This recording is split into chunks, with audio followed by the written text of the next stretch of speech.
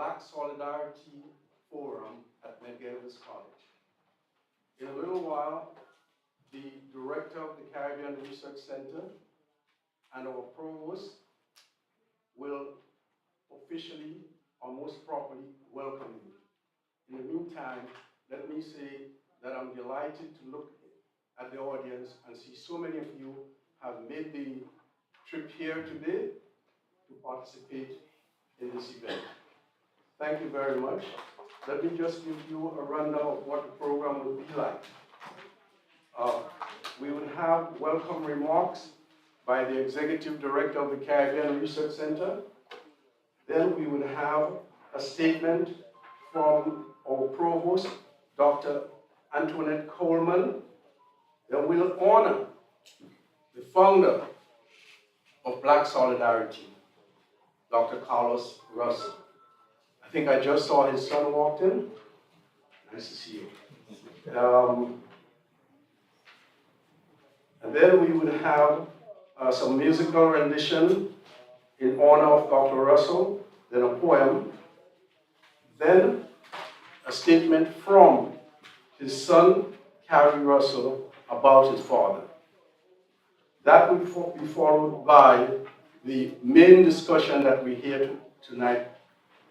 After we honor Dr. Russell, we're here to engage in a serious discussion on a very important subject. The theme of this year's forum is about bridging the bridges among the diverse Black communities, a condition that existed for far too long. And so we want to begin the conversation about how we go about bridging and all gaps between us as diverse Black communities. And so that's the theme of this evening.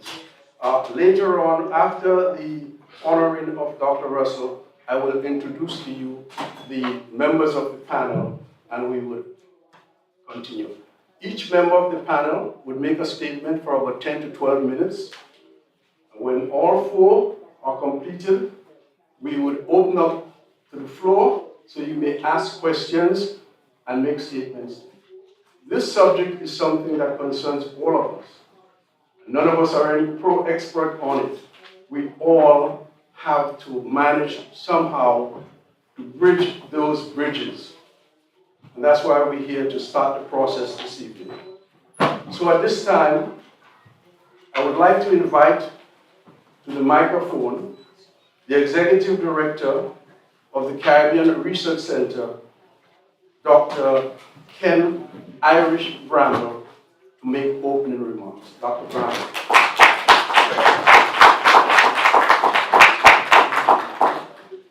Good evening, everyone. First, I want to start off by thanking Mr. Pursuit for all of his efforts in putting together this evening's program. For myself, it is a pleasure to today, sort of take the back seat a little bit and let someone else run the show. The Black Solidarity Day, we've been celebrating here at Medgar for decades, really, and in recent years, it's been a collaborative effort between the Caribbean Research Center and the Department, the Social and Behavioral Sciences, Department, of which I happen to be a member of both. And I think it's an important tradition that we should continue, not only because it's a day that was founded by one of our own, Dr. Carlos Russell, but because it is equally true, in fact, perhaps even more true today, that we need to have conversations about how we bridge these breaches, as Mr. Pursuit put it.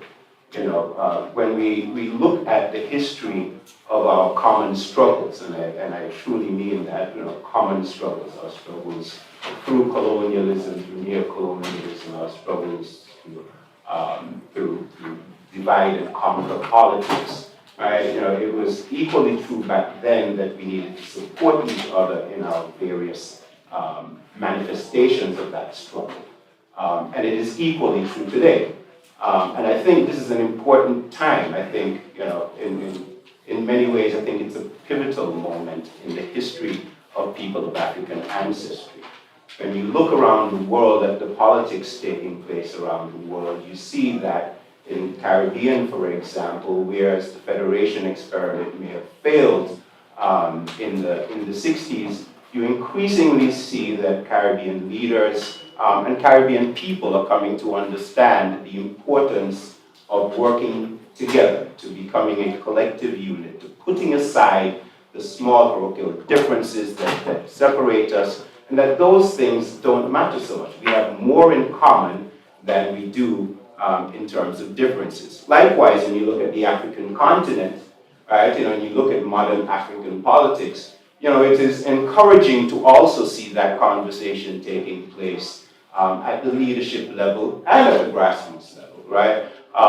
Where you see places like Kenya who are just saying that we no longer want to have a visa. Why is it easier for you to come to Kenya from Europe than it is for you to come to Kenya from other parts of the African continent? So when you put these conversations in this context, you realize that we are all having the same conversation. We are all coming closer and closer to dismantling the divisions, the colonial divisions which have kept us apart, right, and coming closer to a vision of unified agenda, a unified policy, a unified approach to our own development. All right, having said that, I want to once again welcome all of you. I think this evening's program is going to be a powerful one. I want to thank all of our panelists for being here this evening. Mr. Pursuit will do the formal introductions, but I do want to acknowledge each of you for taking the time out to be part of this conversation. And with that, I will keep it short and sweet and hand it back over Mr. Pursuit, our moderator for this evening. I hope you enjoy the program. Stay well.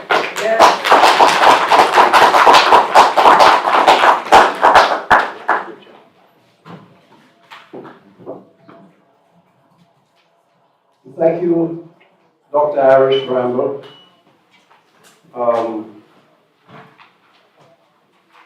Folks, you may agree that perhaps there is no better place in Brooklyn for us to have this conversation than at Ydanis College. Yeah. If Ydanis College cannot give us the forum to have this conversation, then we have some problems. So thank you very much, Medgar College. Thank you. And having said that, let me say that I recognize the responsibility of a provost as very demanding. And so, Provost Antoinette, Provost Dr. Antoinette Coleman, I am delighted that you have taken time off your busy schedule to be with us here today. It adds importance to this conversation that we are about to have. And having said that, I invite you to come to the podium and address us right now. Thank you very much. Thank you.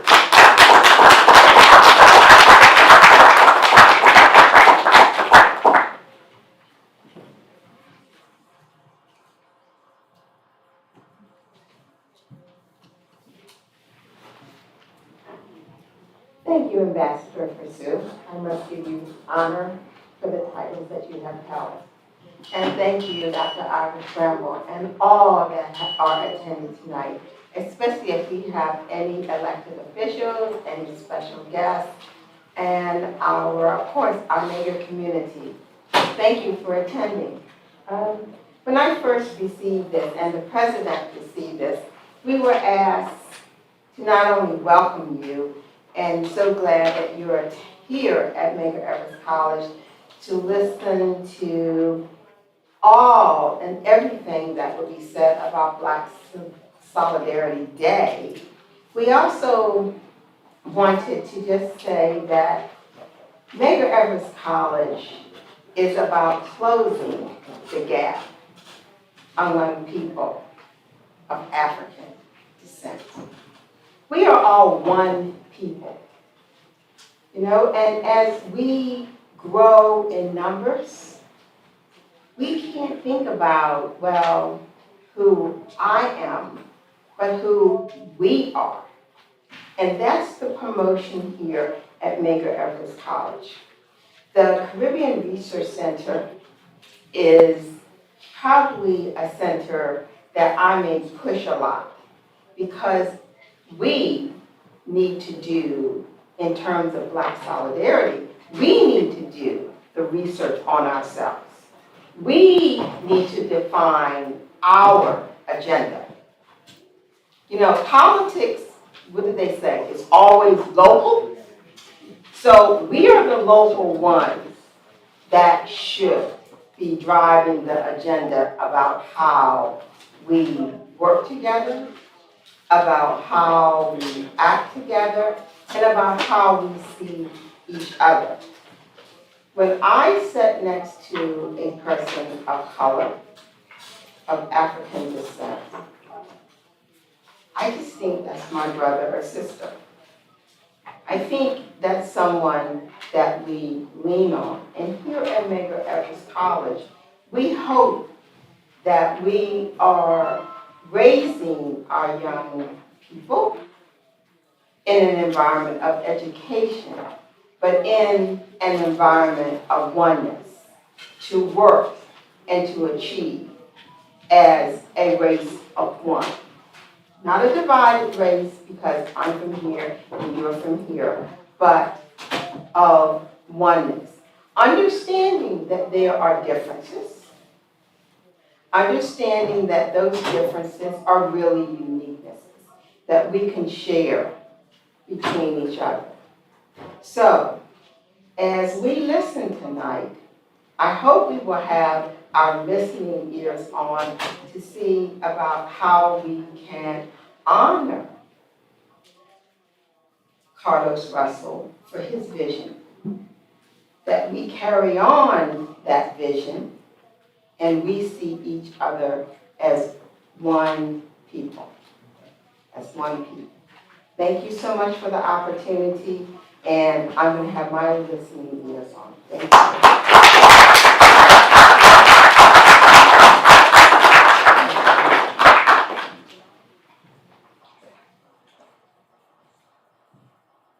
Ladies and gentlemen, I have not had many opportunities to speak with the provost, but the first time she spoke to me, she said something that impressed me. She told me of how much time she spent in the Caribbean. And she wasn't there as a tourist. She was there working with our people. Someone mentioned something about her coming from a Latin American country too. Well, she nodded no. So, but I will tell you that you cannot travel the world, meet people from different cultural backgrounds, and not be closer to being a complete person, especially if you're a Black person who understands our history. So, Provost, thank you for all that you did, and thank you for all that you're doing again. It's a pleasure to have you here with us tonight.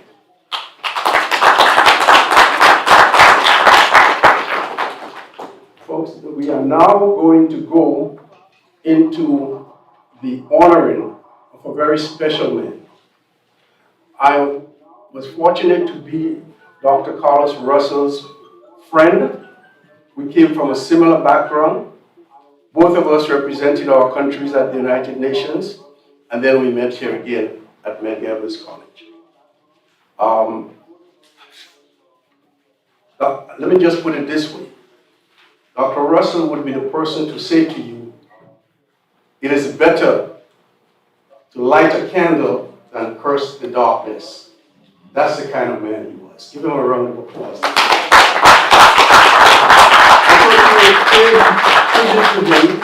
I would like to invite on stage to do a piano performance, Mr. Jared Mooney. Jared?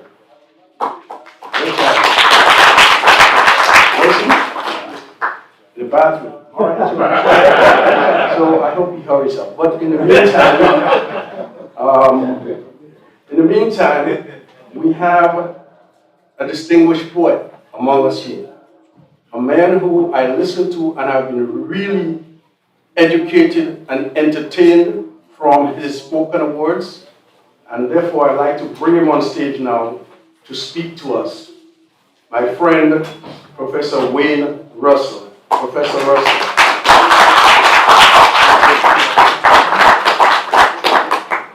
You need a hand? He's in there. Yes, I get drafted, so I have no choice.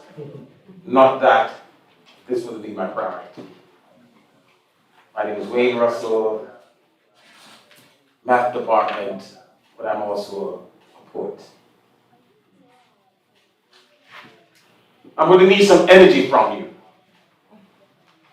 When I say I am, call a response. You know what to do. When I say I am, double my intensity. I am. I am. I am. I am. Are you hungry? Come, give me some energy. I need it. I've been here since 7. I am. I am. I am. I am. I am. Thank you. I am. I am. I am. I am all things and nothing, yet shaper of dreams. Like the line that divides the seen and unseen. And the vastness in time is the oneness in me, surveyor of truth, suspender of galaxies. I'm like the substance in ether. I permeate time, shuttling stars into astrological signs. For past is present and future, that's me. Dispelling your pseudo-Greek mythology. For I span infinity, like infinity is one. Erector of the zenith, house of the sun, I am the everlasting night. The Trinity, the God, the Father, the Negro, all three. Vision of light in the darkness, I am. Power that rage in the darkness, I am. Glory that shines in the darkness, I am. Yes, I am. For I am darkness, absence of light, celestial energy, the brilliance of night. I'm the creator of civilization, the voice of a nation, the Alpha, the Omega, the beginning, and again, I am. You, me, we, fountains of power, uncharted sea, for all of the untold mysteries are watered down convergence of mystical me. Conjure ethnic chants, cosmic mystical lines, swaying to an ensemble of celestial vibes bursting with energy, transcending all times, spinning the fluid of life with a hype. I'm the vision of tomorrow, dread of the day, ill-fated yesterday. I am your salvation. To God, me, we pray. I'm the reminder of injustice, the root of all ill. The servant before you, the power within the super ego, the ego and the id, the builder of pyramids, the true giver of life. I'm the proverbial symbol of darkness in light. So I am. I am. I am.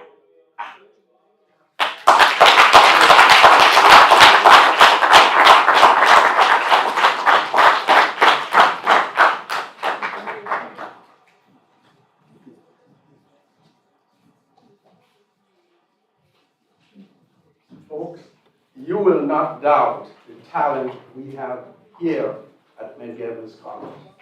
Let's hear it for Professor Wayne Russell.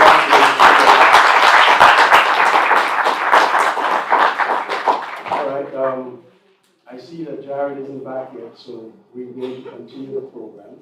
We'll somehow fit him in when he's back. Derek, you should check to make sure he's all right.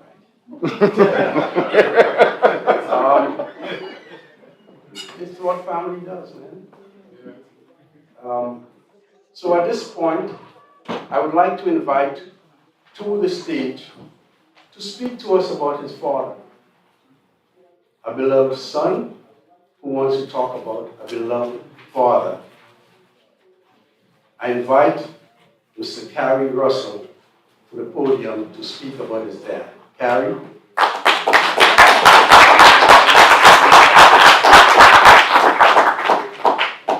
Good evening, and it's good to be home.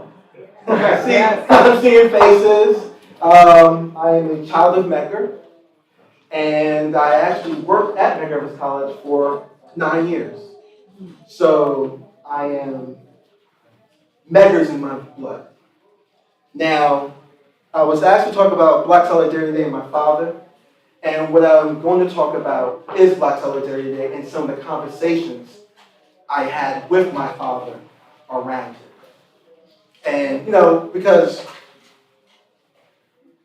when you're a kid and you're celebrating Black Solidarity Day, you don't really understand what you're doing. So you ask questions. As you get older, you ask more questions, you get deeper and deeper insights, and then you go, oh, this is what it means.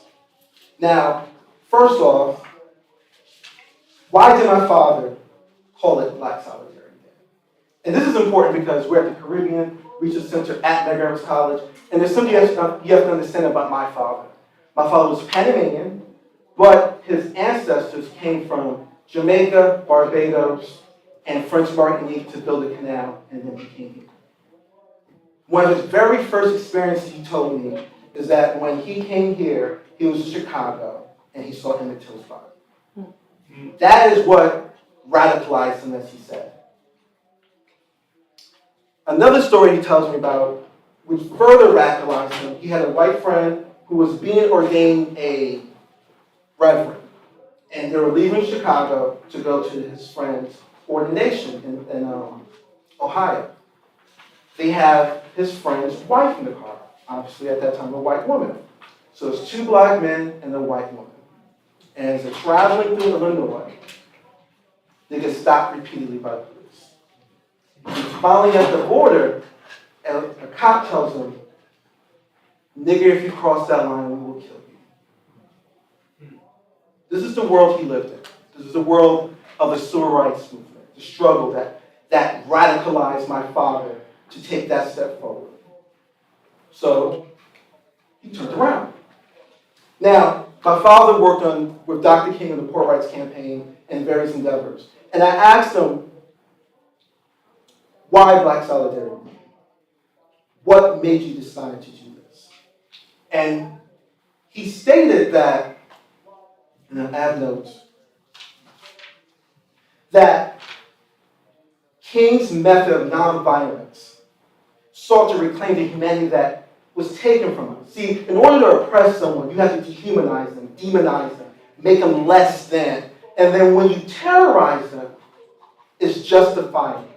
When you burn their houses, lynch them, when you do, burn down Black Tulsa, when you, demonize the Jews and have the Holocaust, when King Leopold in Congo decimates Africans in South Africa, it's first through dehumanization. And this was King. So King's method of nonviolence was to show we were human. And the beauty of it, and that helped him, my father said, was television. Because for the first time ever, you saw beautiful Black people marching on TV being brutalized. And America cannot hide its shame anymore.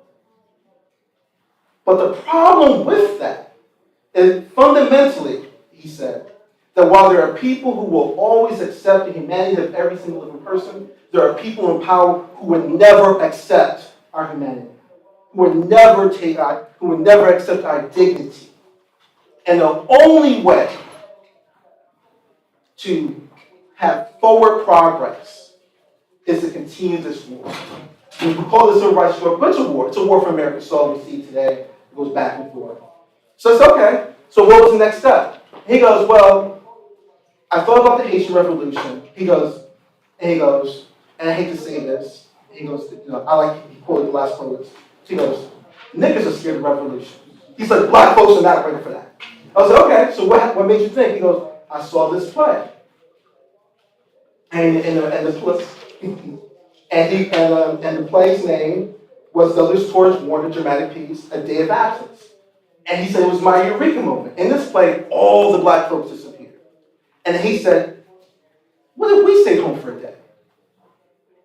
What if we disappeared? What would happen to America? Because, as much as the powers that be try to deny our role in the fabric and creation of America, there is no America without us. And so,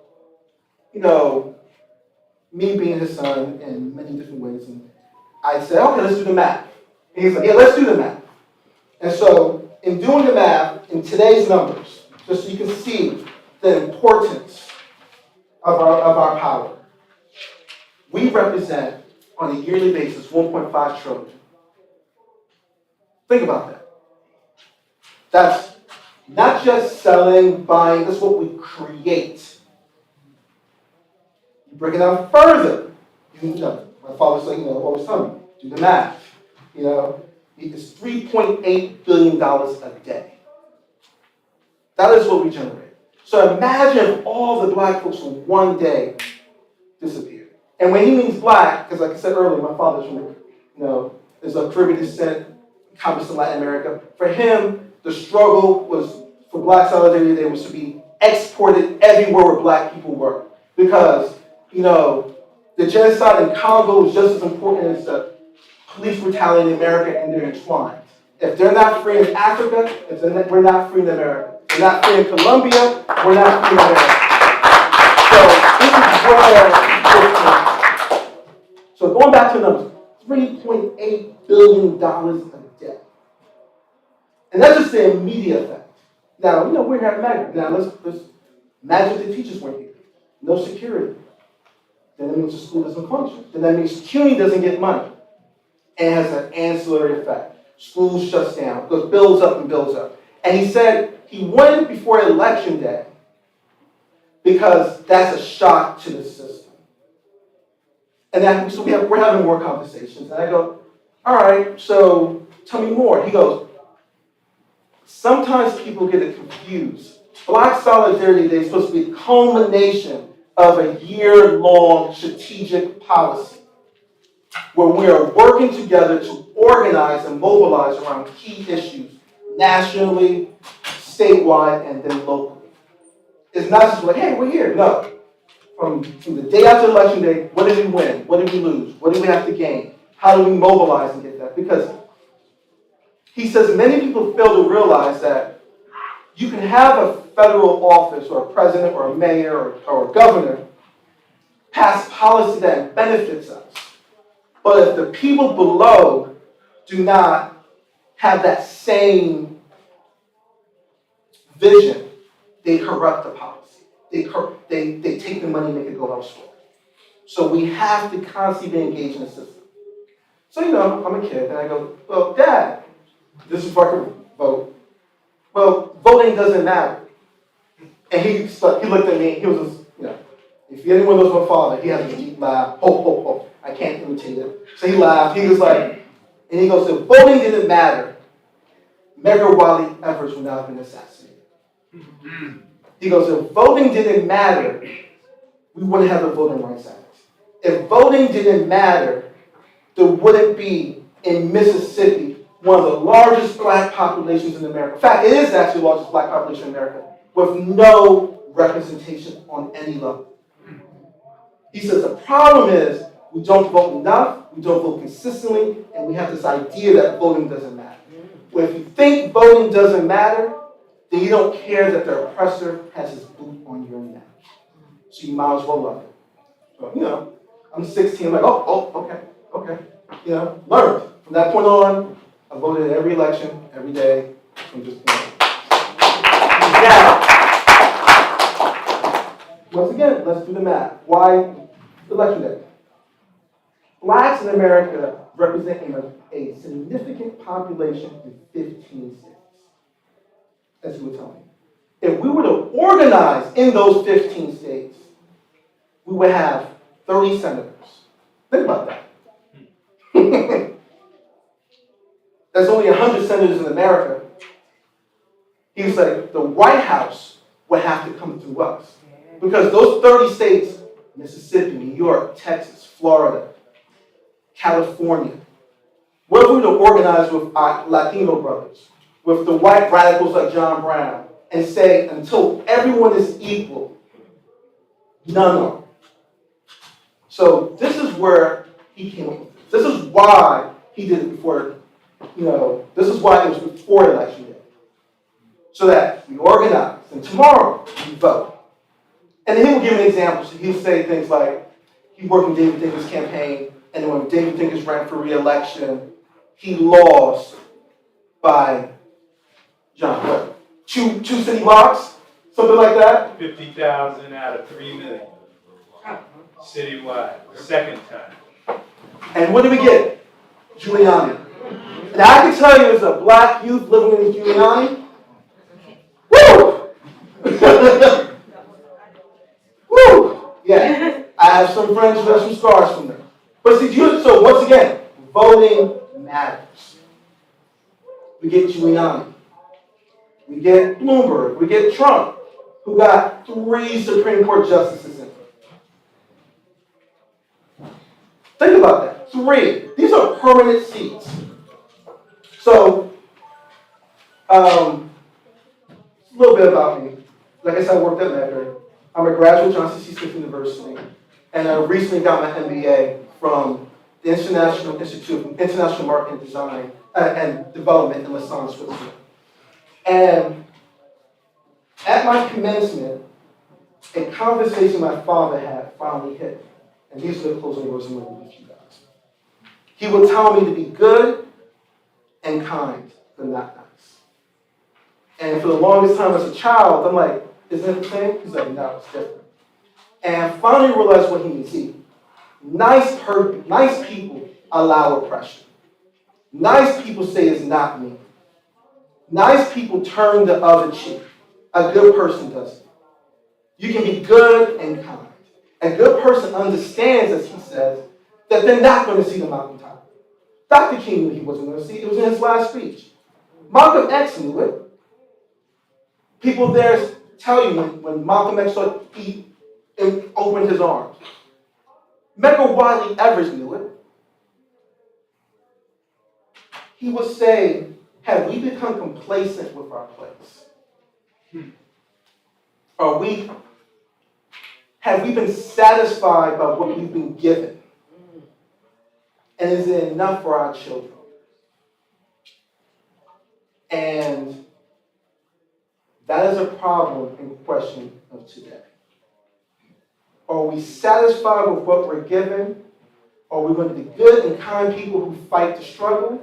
Or are we going to be nice people who go quietly into the night? I'm not nice. And people who work for me in Meg will tell you, Khari's good, he's kind, but he can be a little... Because this institution here is supposed to be the vanguard for social justice and political change. This institution here was founded by revolutionaries like the Honorable Al Van. So if you're here, and this is my challenge to you, if you're here, if you're not doing the work for social justice, if you're not doing the work to move the needle, get out. Let someone else do it. Let someone else do it. My father's not here to say those words. People know he will say them more eloquent than I do. But he loves you all. Thank you for honoring him. Thank you for King to struggle for social justice and human rights. And have a good night.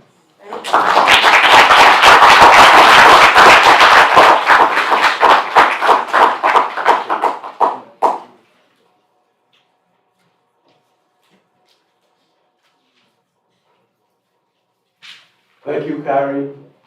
And thank you for shining the light on Dr. Carlos Russell and showing us what a brilliant soul he was and an amazing political scientist. And thank you, because in the process of doing it, you shone the light on yourself too.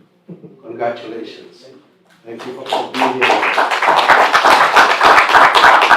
All right, so Sharon, I see that you're here now. I'm happy to welcome you to come and play a piece for Dr. Carlos Russell.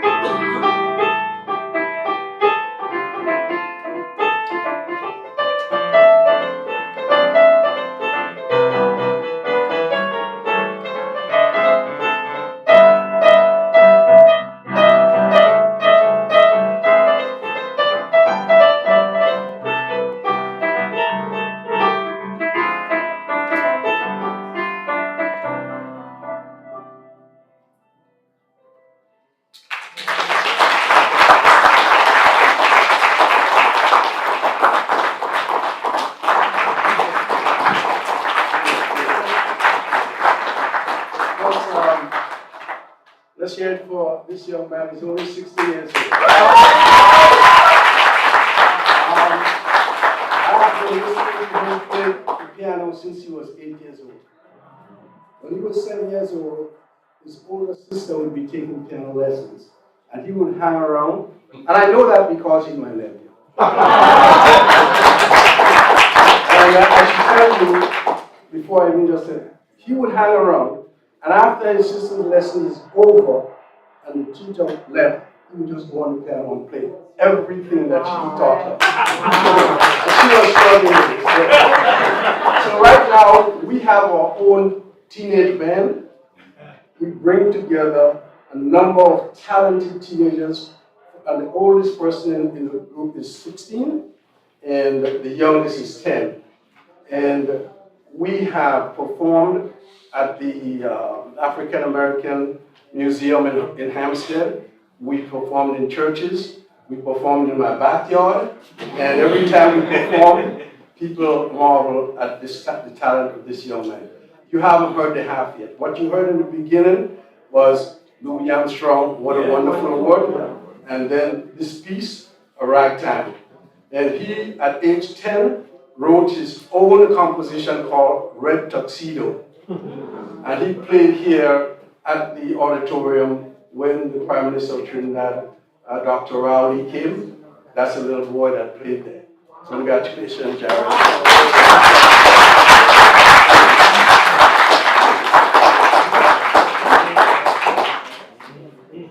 It's such a pleasure, folks, to work with young people and help them to realize their potential.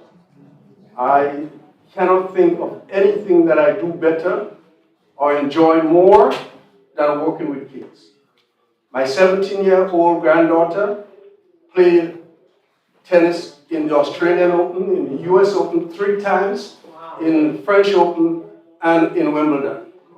And she's right now playing at the UTR tournament, a 25K UTR tournament in Florida.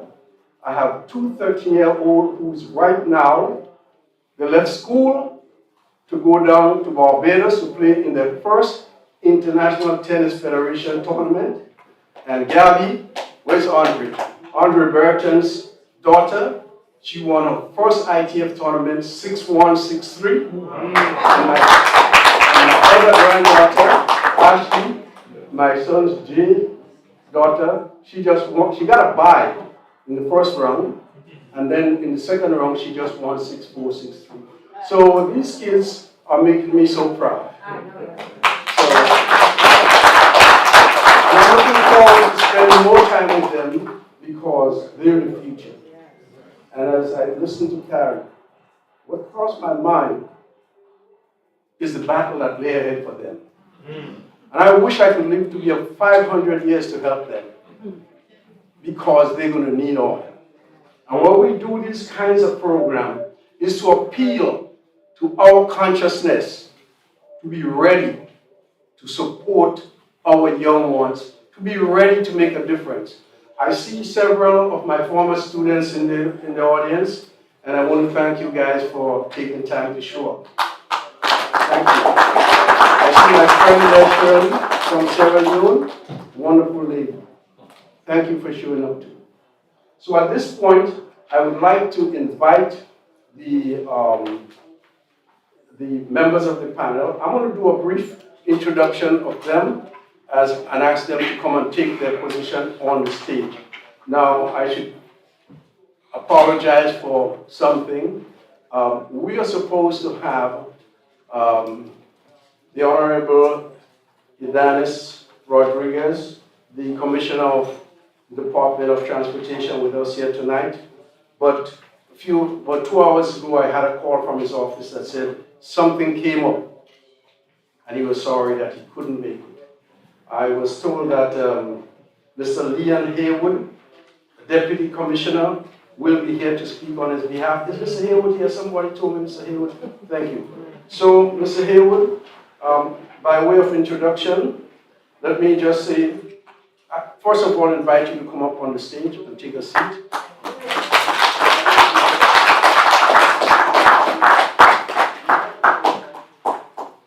And let me tell the audience a few little things about you. Yeah. Mr. Leon Hayward was appointed Deputy Commissioner at the New York City Department of Transportation in June 2003. But he joined the DOT since 1988, and he held an array of positions: Senior Analyst, Executive Director, Assistant Commissioner, Borough Commissioner, and he served in several different agencies, including Communication Enforcement, Facilities Management, Vehicle Maintenance and Repair, and Street Maintenance. Mr. Hayward graduated from Midwood High in Brooklyn right here in 1977. Much younger than I am. By that time, I think I had 2 or 3 children already. Anyway, from there, he attended the University of Vermont in Burlington, where he received Bachelor's of Arts in Economics in 1981. After graduation, he went on to Carnegie Mellon University in Pittsburgh, where he obtained a Master of Science in Public Management and Public Analysis in 1983. Mr. Hayward, it's my pleasure to welcome you to the panel here this evening.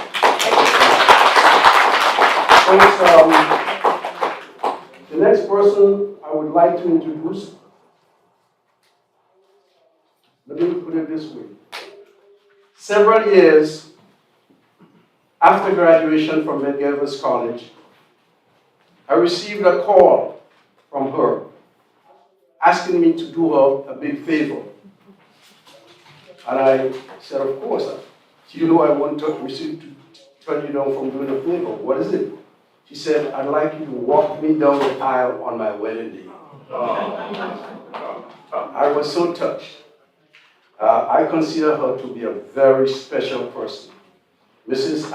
Alejandra George-Warren, she too works for New York City Department of Transportation. And when I asked her to be on the panel, I didn't know that. Seems like no half of the panels from DOT. You have just emerged as the most important agency in the city. All right, so she works there in the Office of Safety, Education, and Outreach. She started in New York City government when she interned with the then public advocate, Mr. Bill de Blasio. And she worked there as a constituent specialist and city agent liaison. She worked there from 2011 to 2013, the exact 1 year less than when I was dropped from Medgar before returning. Mayor de Blasio took her to City Hall with him, where she worked for the HRA, that is the Human Resource Administration. And she worked in the Office of Refugee and Immigrant Affairs, specializing in immigrant processing. What a time to be there this time. I'm glad you're not there anymore. So, Mrs. George-Warren, I am delighted to have you on this important panel. Please come to us.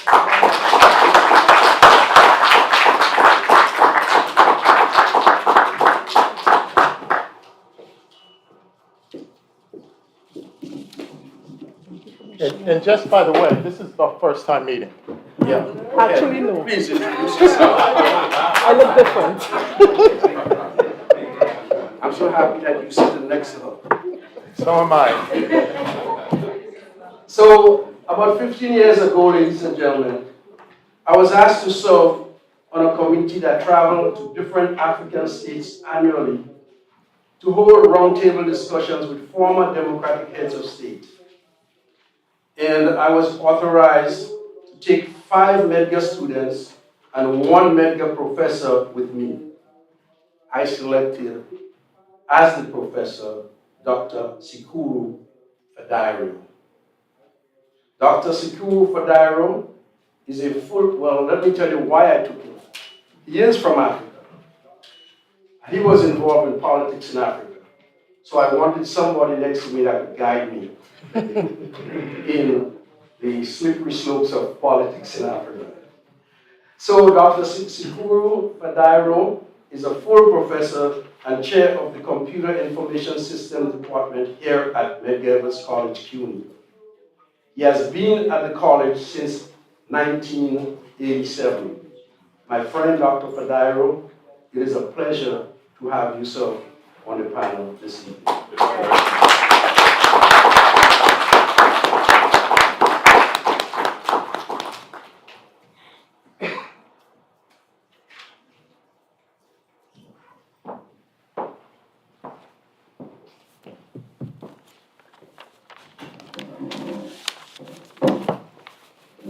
Thank you. I am waiting till you get seated and that we are all silent. And because, ladies and gentlemen, the next panelist actually needs no introduction. Not here in Brooklyn, no introduction. If he goes to somewhere in the Caribbean with me, I may have to introduce him. But in Brooklyn, he needs no introduction. Dr. John Flateau is a household name in New York City and New York State political circles. He served as the co-campaign manager and the chief of staff for our first black mayor of New York City, the Honorable David Dinkins. Dr. Flateau is an expert on political redistricting. He was appointed to serve as commissioner for the Independent Redistricting Commission on several occasions. In fact, I think he just completed one for the city of New York. Yeah.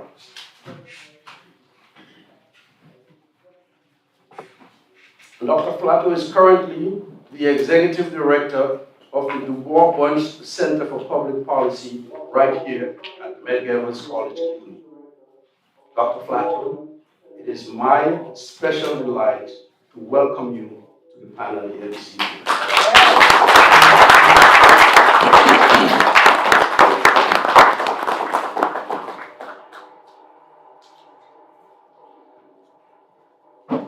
So here's what we're going to do now. I didn't want to have any special order. I thought at first we should draw a straw and they should speak in that order. But let's keep things simple as it's getting late, and we'll start with Mr. Hayward right here, and we'll move down. So Dr. Flateau, you will be the last person to speak. Mr. Hayward, the floor is yours. You may speak from this lectern here if you want, and answer questions from there.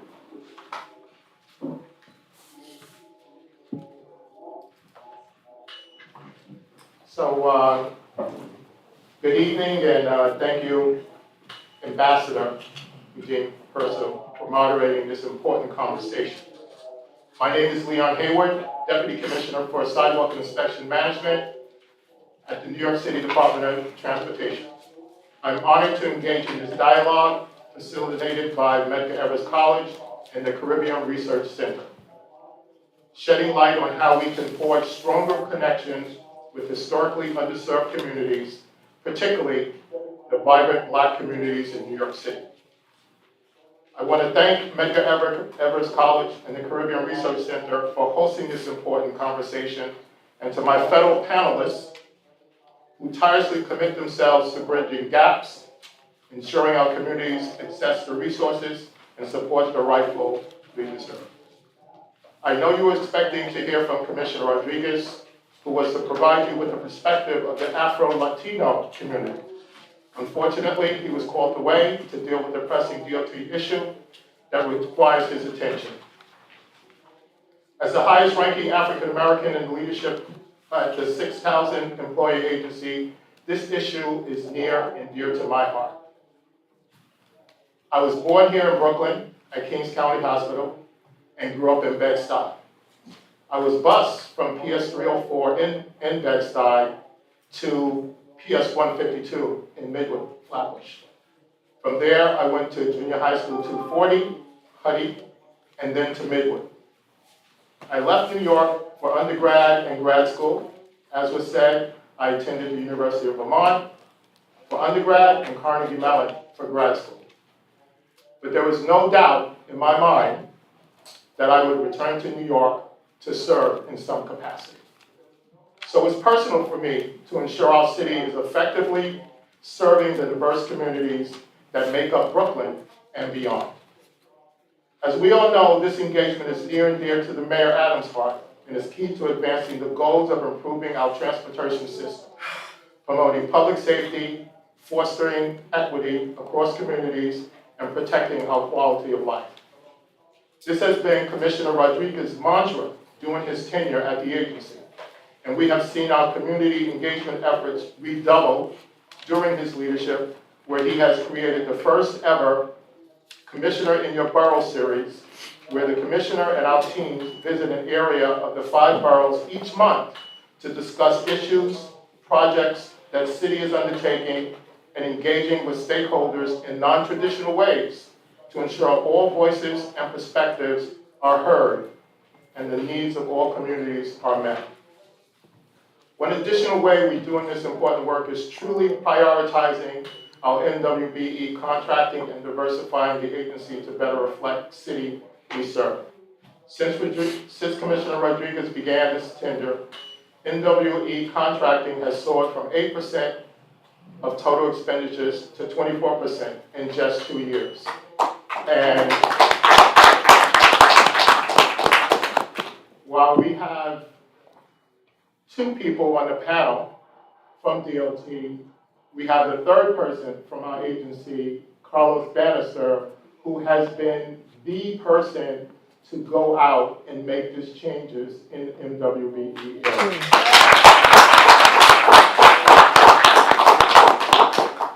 In addition, the DOT currently has the highest percentage of people of color now serving in leadership roles in the agency's history.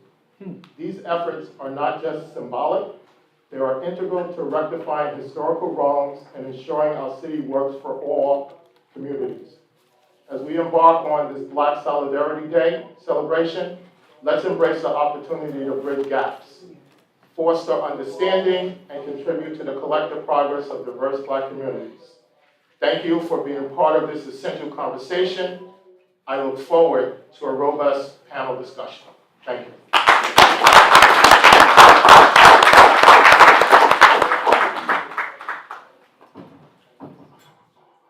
Thank you very much, Mr. Hayward. Folks, it is so relaxing to be able to speak just in a relaxed manner at Medgar College. You see, I was the Vice President of the United Nations General Assembly, and whenever I was chairing the General Assembly, everything was scripted. You could not diverge just to even smile at somebody. You had to stick to script. And it got so much that I became so robotic. And when I get home, instead of saying to my wife, I'm home, I would say, honey, I have arrived. And that's what the UN is saying. So when I come here, and we can talk as family and friends, it is very refreshing and relaxing. I'm happy to be here with you this evening. And now I'd like to invite to the microphone my former student, in fact, one of my prized, not just student, but person, Mrs. Alejandra George-Warren.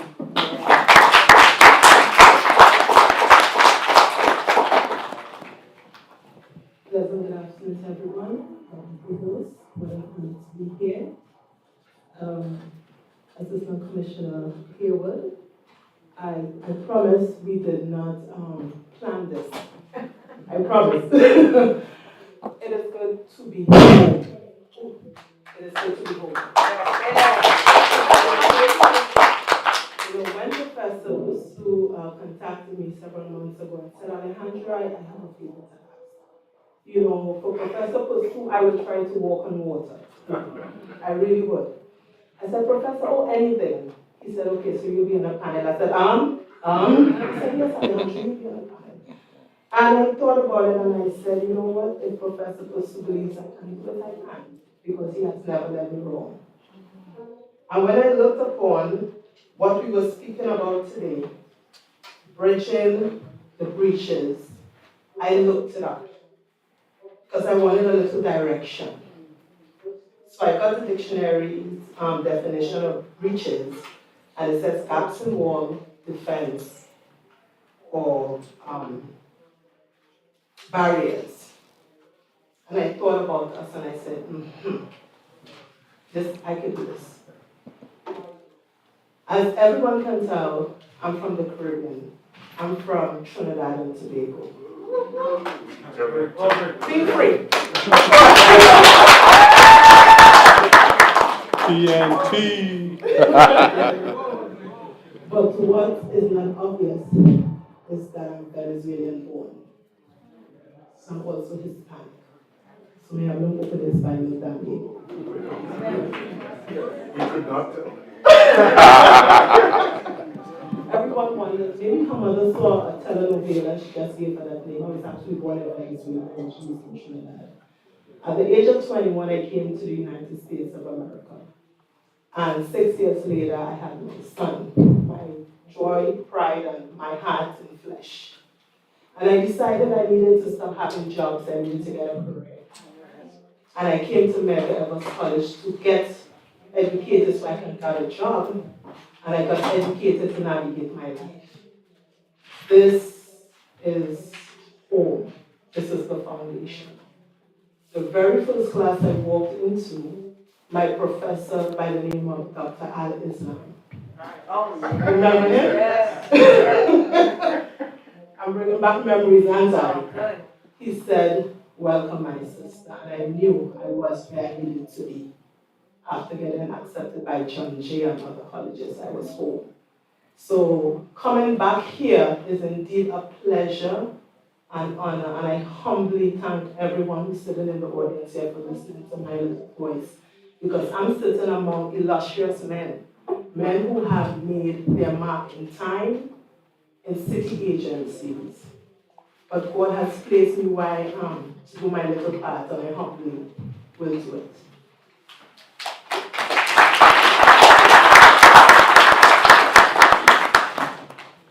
So, in my educational journey, I was the student of Professor/Ambassador Eugene Pursuit. And one of the things I learned very early in his class is that he was more interested and devoted to us learning the information, internalizing it, than us studying for the exam. And he would always give us little anecdotal stories to make his lesson clear. You know, that's a traditional thing. Our griots do the same thing, right? In Calypso, in stories, and Nancy, we put things in stories so we know, right, how to pass it on to our generations. And as I went along, as he told you where I worked with HRA. I worked first with Mayor de Blasio as a public advocate and then to HRA. I remember them asking me, like, Alejandra, what are you good at? And I thought about it. I said, I'm just starting my city work. What am I good at? I'm good at being myself. Or what am I, an immigrant? So I asked for anything that had to do with working with immigrants. And that work, I didn't understand, but now I see hindsight is 2020. I was helping to bridge the gaps. Because we would have people come into the office, and they would say things that my supervisor, God bless her, she didn't understand. They would come in and they'd say, I have no papers. And she would say, Alejandra, can you translate? And I'd say to her, America, they're saying that they're undocumented. They do not have a green card. And that started me, unbeknownst, in my immigration work. So when I got to HRA, again, they asked me, Alejandra, what do you want to do? I said, anything that has to do with immigrants. And that's how I started my work in Orion.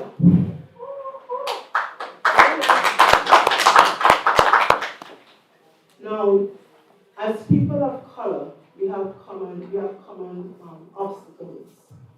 And when someone comes to the United States of America, the goal is a green card. The goal is to assimilate and achieve the American dream, but it's also to reach back and pull up those at home that they can help. But before they can do that, as many of us know, we're in Brooklyn, right? We're in Medgar College. This is Caribbean Center.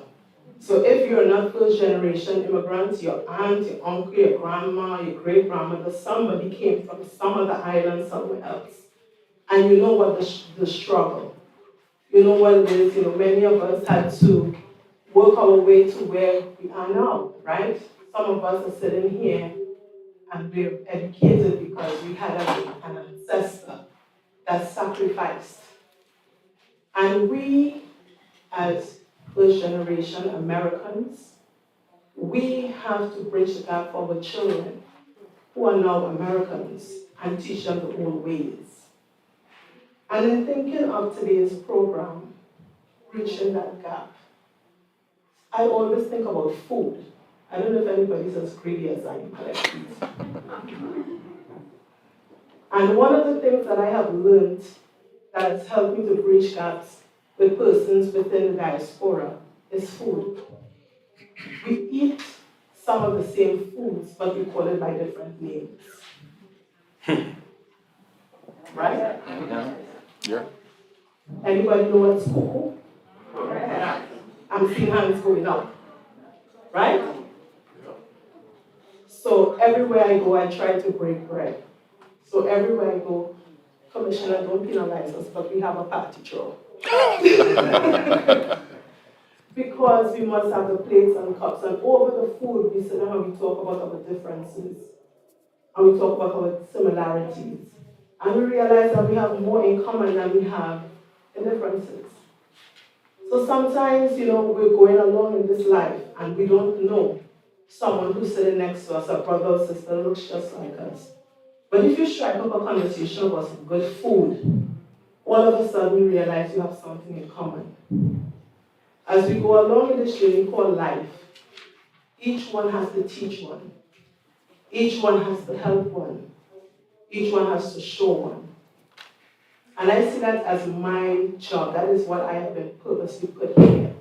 And even in my civil service jobs, I have found that amongst people in the diaspora, we need this solidarity. And it starts with little communication, little conversations. A smile is universal. We need to smile with each other more.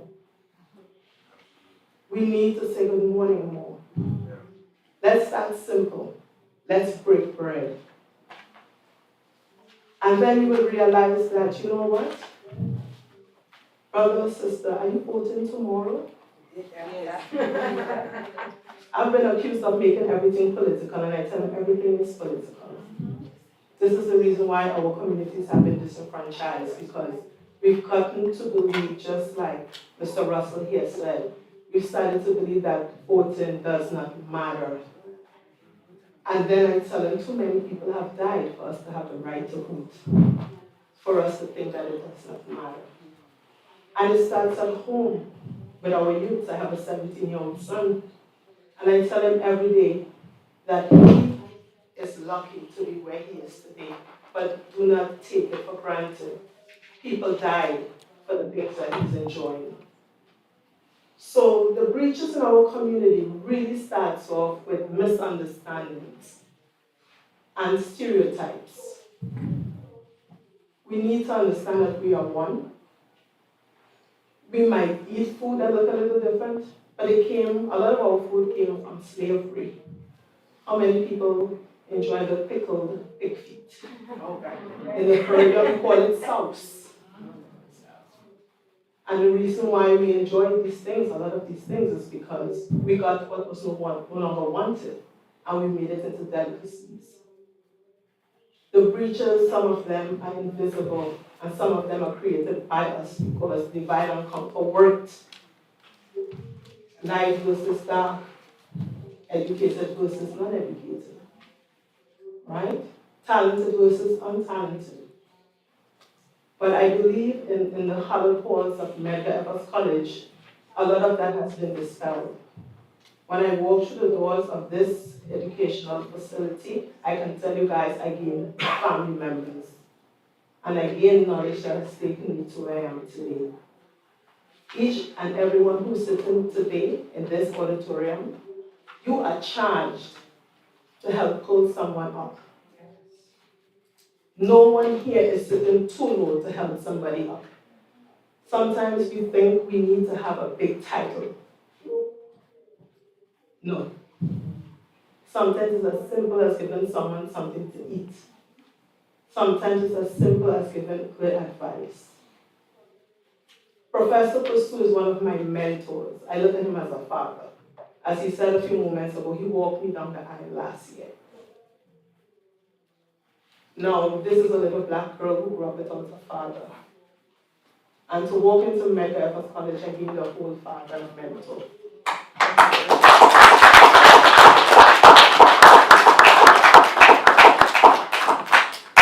So to wrap it up, because I don't want to be late, we got two gentlemen there with so much knowledge. I just wanted to share my perspective on how we can bridge the gaps and the breaches.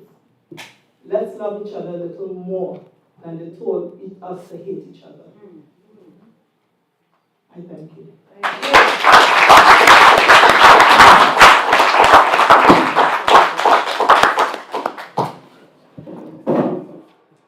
Thank you, my lovely daughter.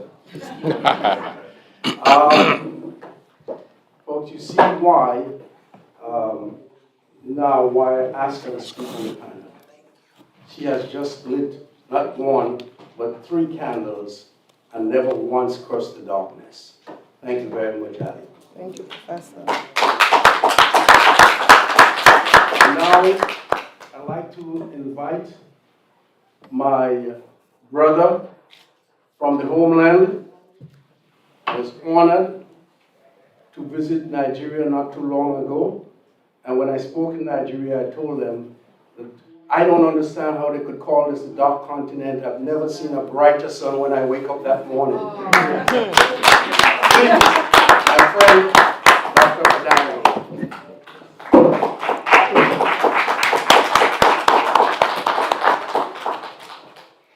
Good evening, everybody. Good evening. Provost, Commissioner, and distinguished guests. When Ambassador Pustu first talked to me about coming here today, I was like, okay, I'm not very good with public speaking. I'm sure you will say that's a lie, but I'm allowed. So I could relate to the subject matter because when I came to this country in the late 70s, I came as a student from Nigeria. And what I'm going to do, I'm going to tell you, just synopsis of my story, because what you're looking at is a finished product. But I wasn't like this before. And I'll try to connect together the different components of what I'm going to be telling you. When I came in that morning, I came on a scholarship from Nigeria to read computer science here. As I got out of JFK, I looked around, I said, this looks like Lagos that I left yesterday. I said, oh, well, I'll be home. Then the university I attended came, they took us to campus and all that. And quickly, those who were there before us told us where we can where we can eat rice and peas, fried plantain and all that. So good, not too far from the college. And I don't know whether it's the sixth sense. I try to study people, not actually make a career out of studying them, but look at them and see how to relate to them. And I found out that most of my African American brothers and sisters is like, they are not sure how to relate to me. Maybe because they don't know much about us in Africa, or we have mutual suspicion of each other. I don't know, I said, okay. One of the classes I took was electrical engineering class. And I have a reason for telling you this. And in the class, you have this whiteboard from old money, prep school, And you walk in there, you see him all wound up like, what are you people doing in this class? Like I should be. I said, okay. Anyway, cut long story short, I beat him badly. And the moral of the story is this. After they announced the final grades, as I was walking out of the class, he came after me and said, oh, where are you from? I said, Nigeria. He said, oh, don't you have universities in Nigeria? I said, we have 19 as of the time I left. He said, then what are you doing here? I said, traveling is part of education. So, and as I was walking, he was walking with me, and I'm like, I'm talking about New York of the 70s. So I said, all right. He said, where am I going? I said, I'm going to,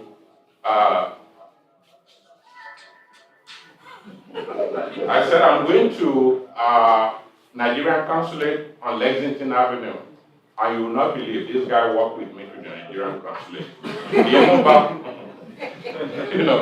And the moral of the story is this. He was just curious that a black guy, how come? Electrical engineering. And I said, well,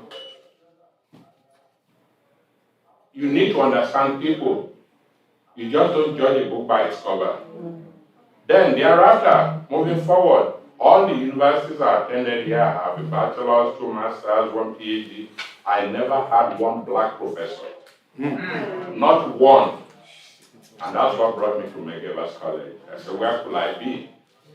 If I'm with people who are like me, not only am I going to be an inspirational to them, then they will see that, yeah, it's doable. In between that, when I was in college, I did on an end job just to keep soul and body together. And one particular instance that I remember very vividly, I was driving yellow cab. If any of you remember the New York of the early 70s with the checkered taxi. So I picked this fare up. I came from Manhattan, I was going back. I picked this fare up on Marshall Avenue. Said I was going to Red Hook. I said, oh my God. So I said, all right. And we cut one story short, when we got there, she pulled out a gun on me. Not as she said, I was looking at the barrel of the gun. And as fate would have it, I just said, as a black woman, what would you do if you're walking by at 1:30 a.m. and you see a white woman pulling a gun at my head? And that basically like hot cold water on her.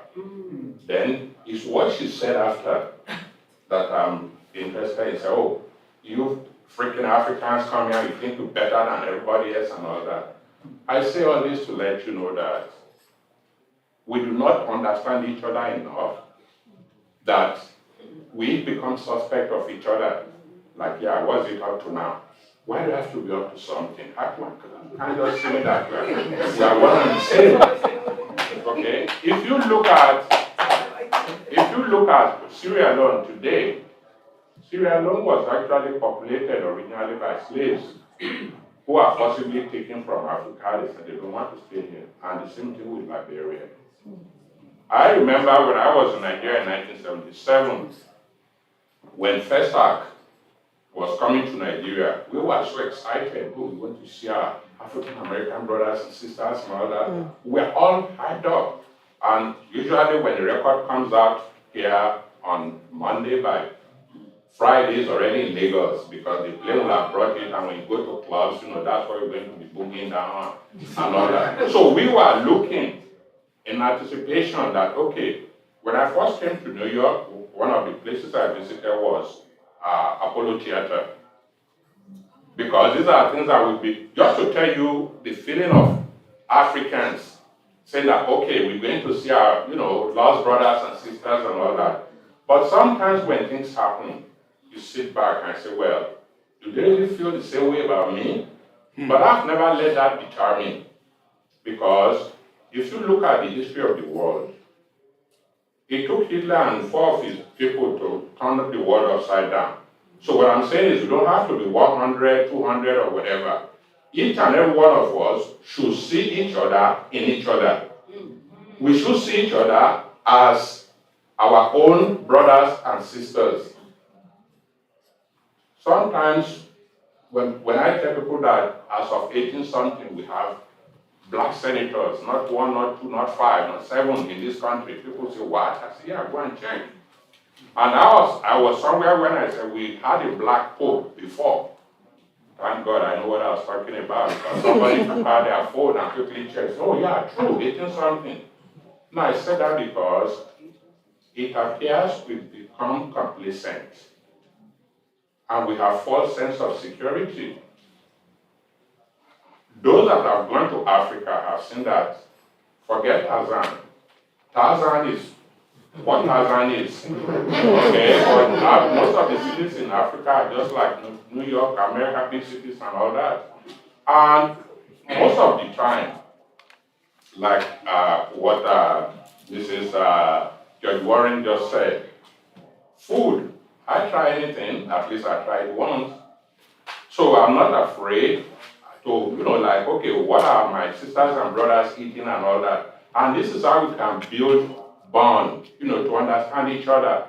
I've been in a situation where an African American sister entered a shop where they sell African clothes. I said, oh no, you have to take it gently, stepping into those things. And I'm like, it's just a blouse and skirt. I mean, how difficult can that be? Exactly.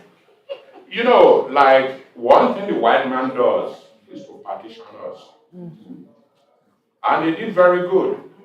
Can you imagine if I'm leaving Nigeria now going to Togo, which is next door? It's like leaving New York going to New Jersey. I need visa, I need passport, I need all that.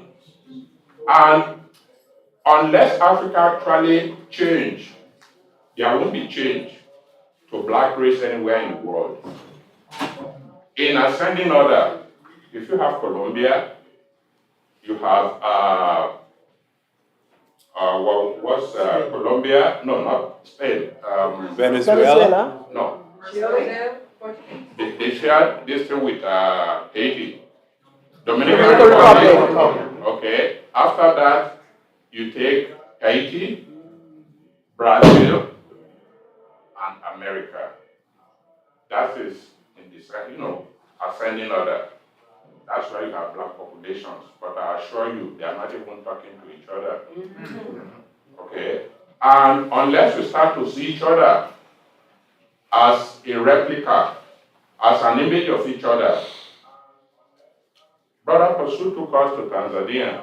Ambassador Pasu took us to Tanzania. We went with 5 of our students here, with other students from across the United States.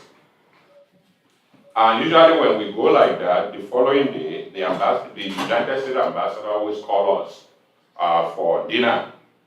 So when we got to the hotel, our students were weeping.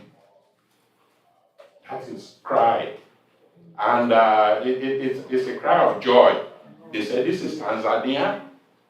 This is, 5. They couldn't believe it. I said, well, if this is Tanzania, you imagine what you see when you go to Nigeria.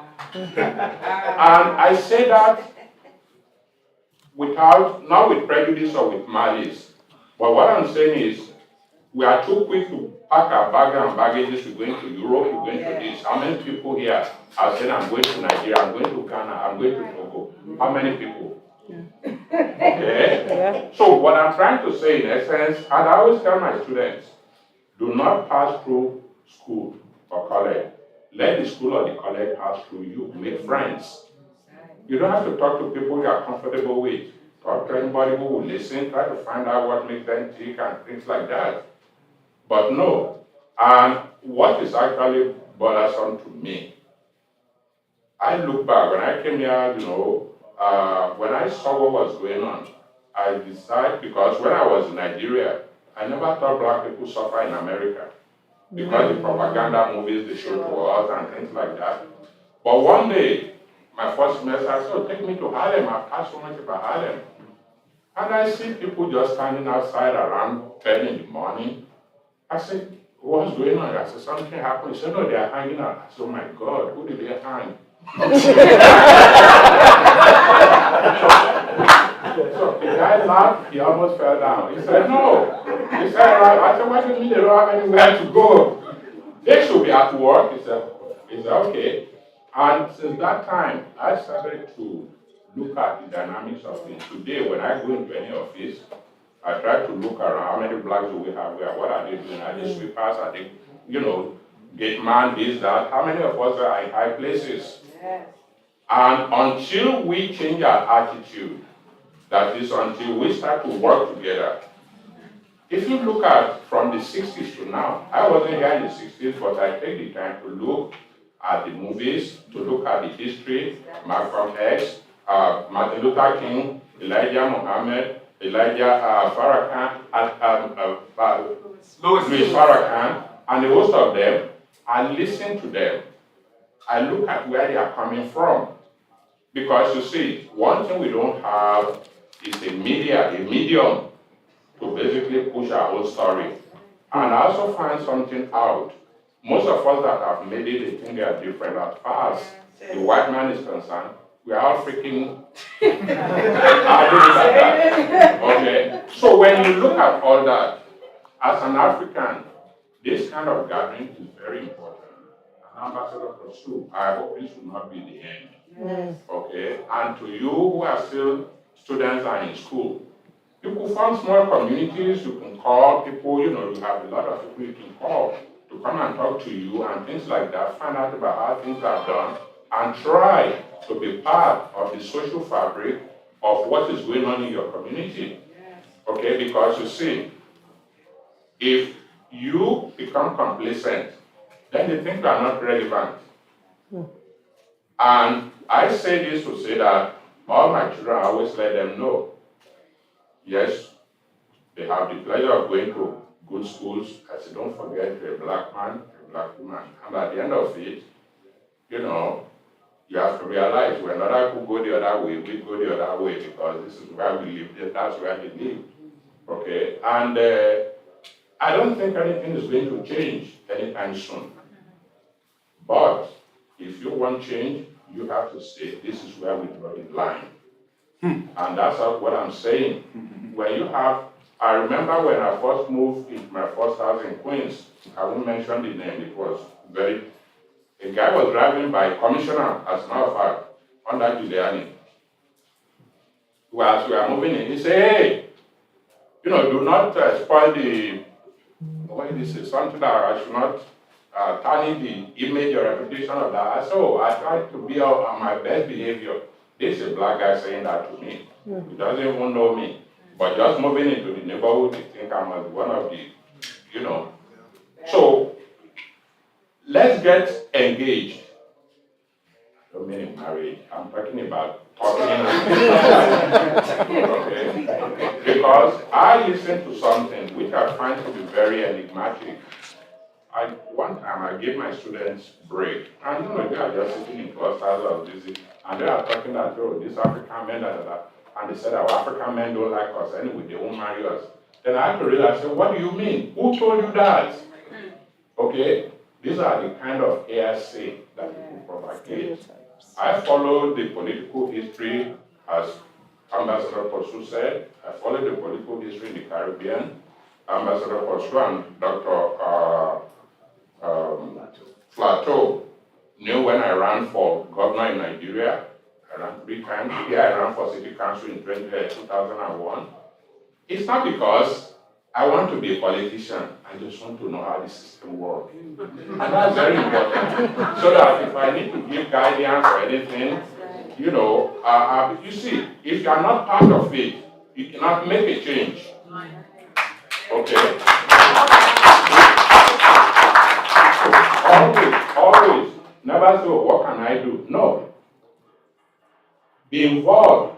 I don't know what capacity you want to be involved.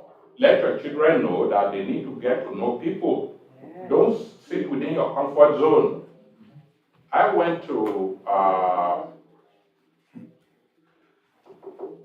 Main Street in Flushing.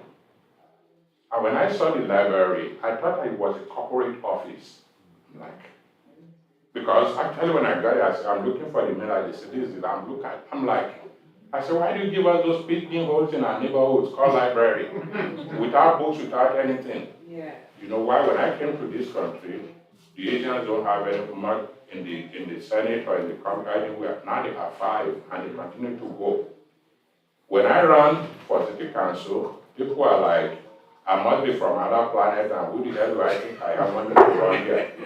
So what I'm saying to you tonight is that we cannot give up.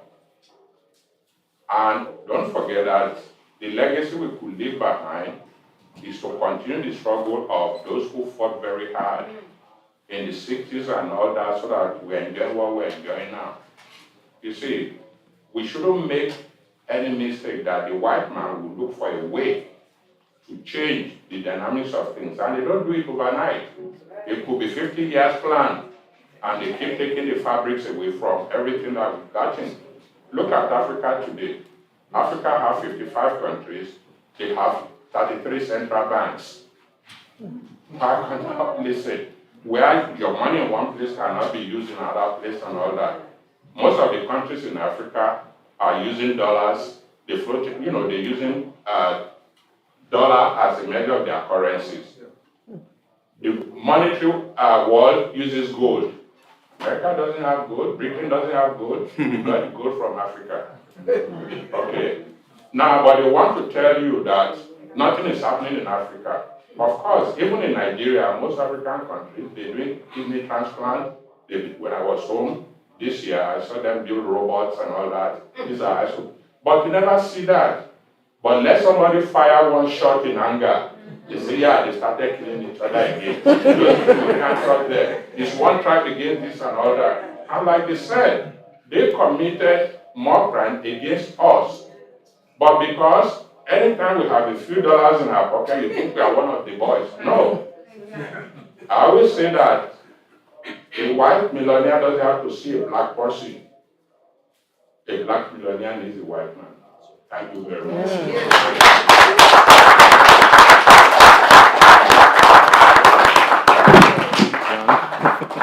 Thank you, Dr. Fadairo. Ladies and gentlemen, Dr. Flateau will speak from his seat. And fast. Dr. Flateau. I give you Dr. Flateau. And this will be a little eclectic because I'm going to start off with two acknowledgments again. Our provost, Dr. Coleman, is still in the house here. Yes. And our dean of the School of Business, Dr. Rode. You can wave your hand. All right. I'm going to keep coming down the list here. Caribbean Research Center. One of my intellectual mentors was the founder of CRC, we heard Dr. Bramble Irish, but do you know his daddy? He was a bad intellectual researcher, Dr. George Irish, the founder, all right, of CRC. So let's acknowledge him and our ambassador, Eugene Pursuit, and his colleague, that young man's daddy who served in the United Nations, representing Panama, yes, in the UN, part of the ambassadorial corps. So let's acknowledge their leadership. And I wanted to take a minute just to, not that I could elaborate on the way that Khari talked about his dad, but he was one of my mentors. He was my first supervisor here at Medgar College. And we're going back to very early 90s when there are other centers here, very other important centers as well here at Medgar.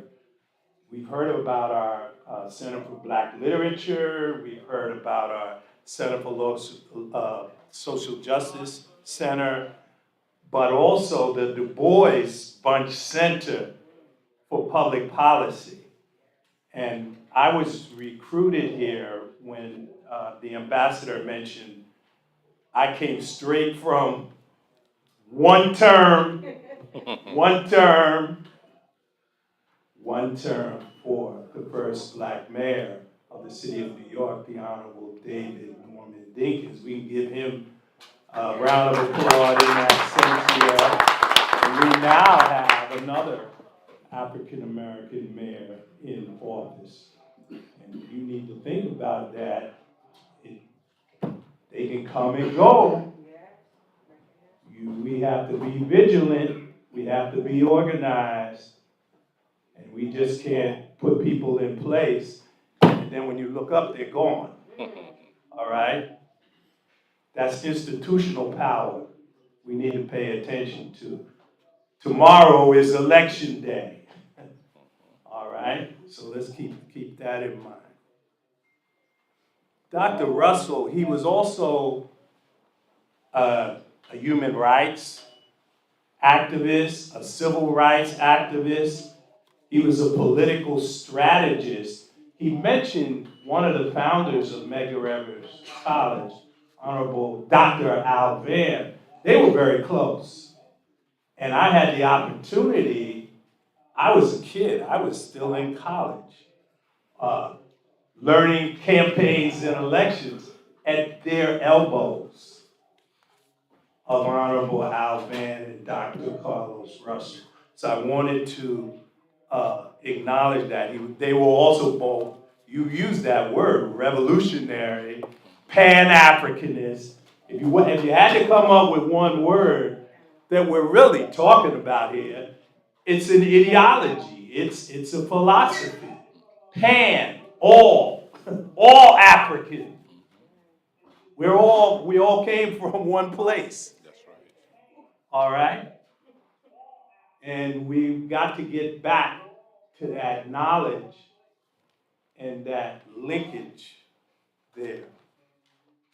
So this bridge and, what was that? Bridge and breach, right? Bridge We and were the talking breach. about breaches. Yes. I didn't want to embrace that breach. I guess we all have different experiences though. I mean, he almost went back to diapers. You know, we had to yank him off of the mic, right?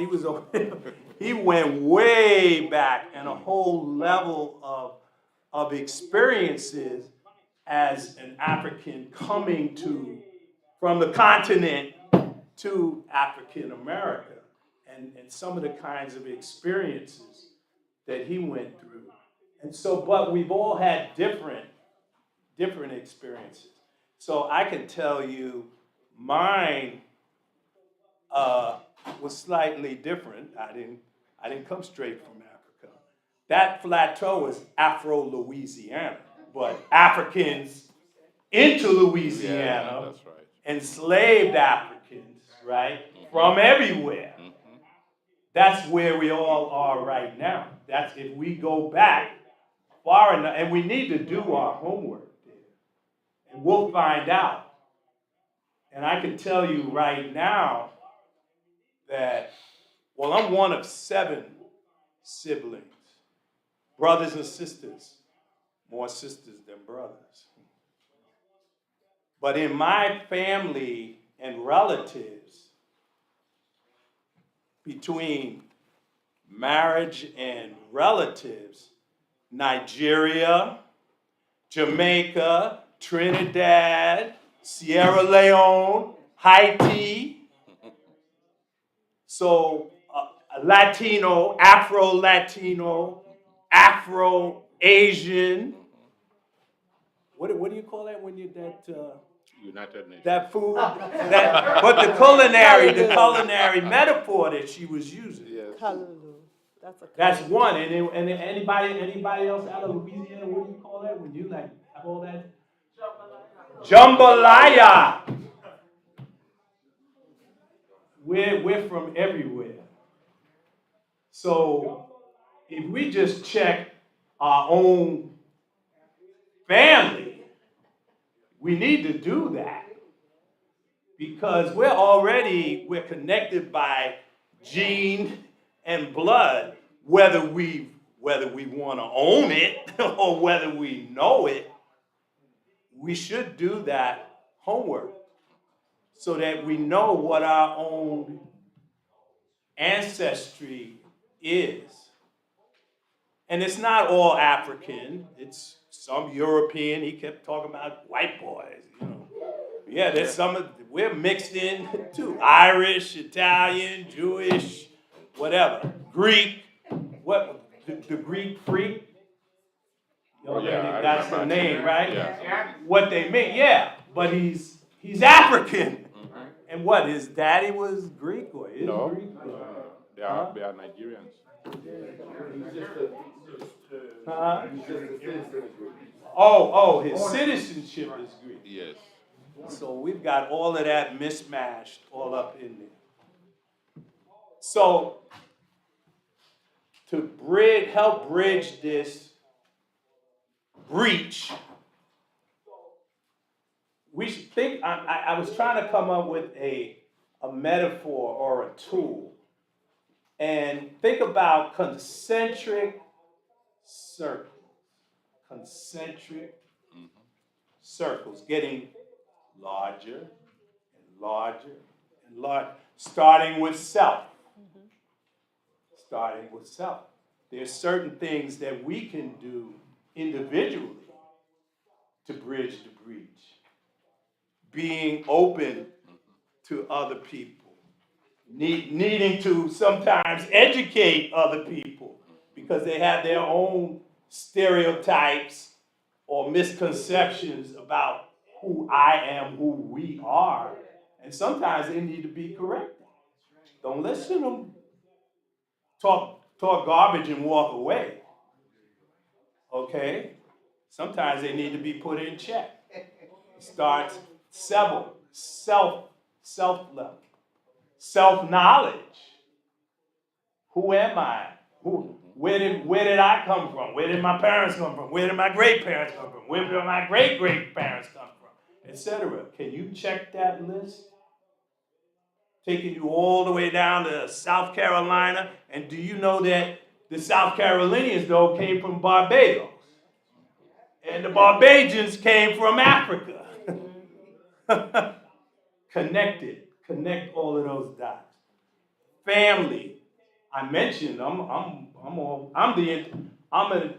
the entire, not the entire, because it's not 55 countries in the family, but it's Sierra Leone, Liberia, Nigeria.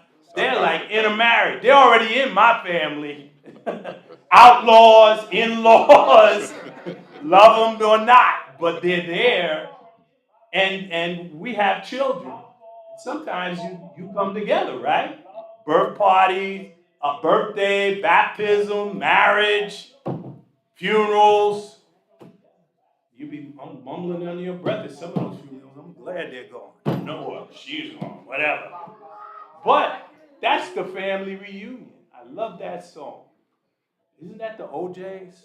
Yes. Family reunion. Play that back. If there's some male chauvinistic lines in there, just a couple of little ones. The women, you talk about, oh, the women, y'all gonna do all the cooking and you gonna do the sewing.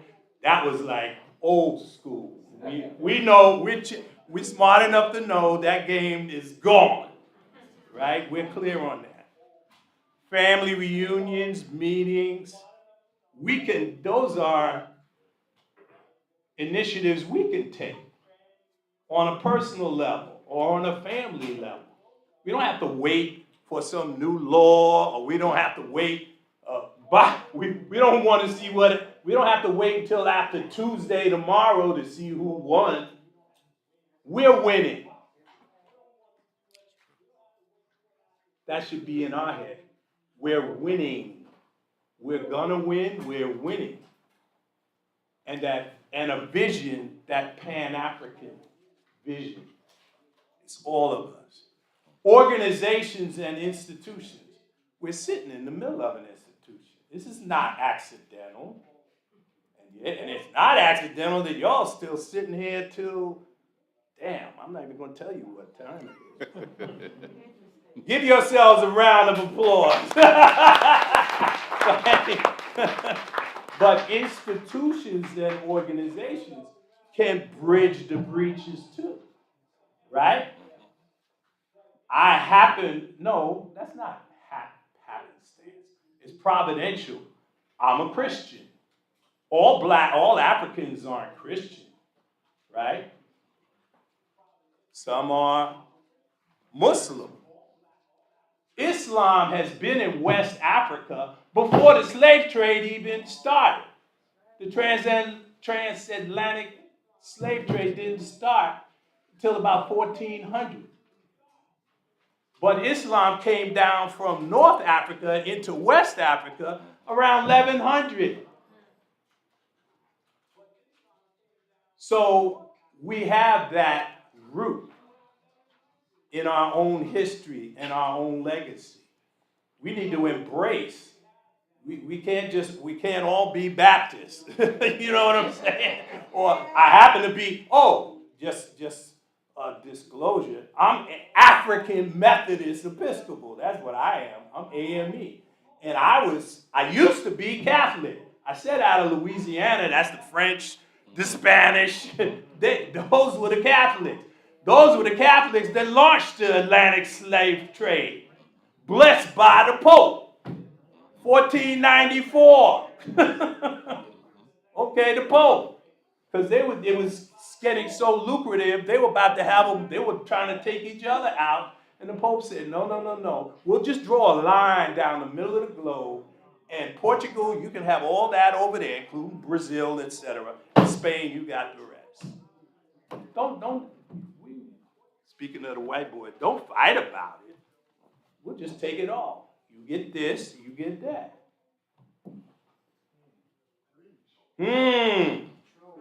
Hello.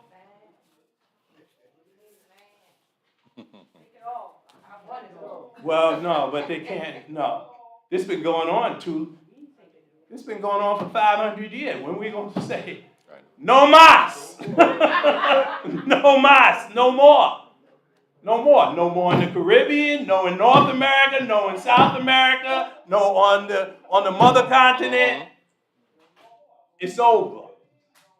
You have to have that mindset that you have to have an end game. You have to have a goal. Might take 50 years, he said. Might take 25, might be less. But we got to start liberating ourselves, our families, our communities, our nations. Those are our countries. We came from there. And like he said, they can't even, we can go from Jersey to New York, but we can't go from Nigeria to Togo. God dog. Hello. Institutions, labor institutions, those are other mediating institutions, religious institutions, create umbrellas that will bring us together. Labor, so think about organizations, might be human rights organizations, civil rights organizations, etc. I'm going to stop right there because you must have some questions. You know I could go on and on. I'm a professor. We're in the School of Business. He didn't mention I'm in public administration, poli-sci, business admin, he's CIS. All right, so professors, we know how to. Yeah. I'm done. Well, thank you very much, Professor Flateau. Thank you for that. Folks, I know that it might have dragged on a little, but when we get in rich nuggets like we've just gotten, it would be impolite to just abruptly stop it. Yeah. It's too good to stop it. So whenever I'm chairing a forum of this kind, I am very liberal in the extension of time. Let us give our four panelists a big round of applause.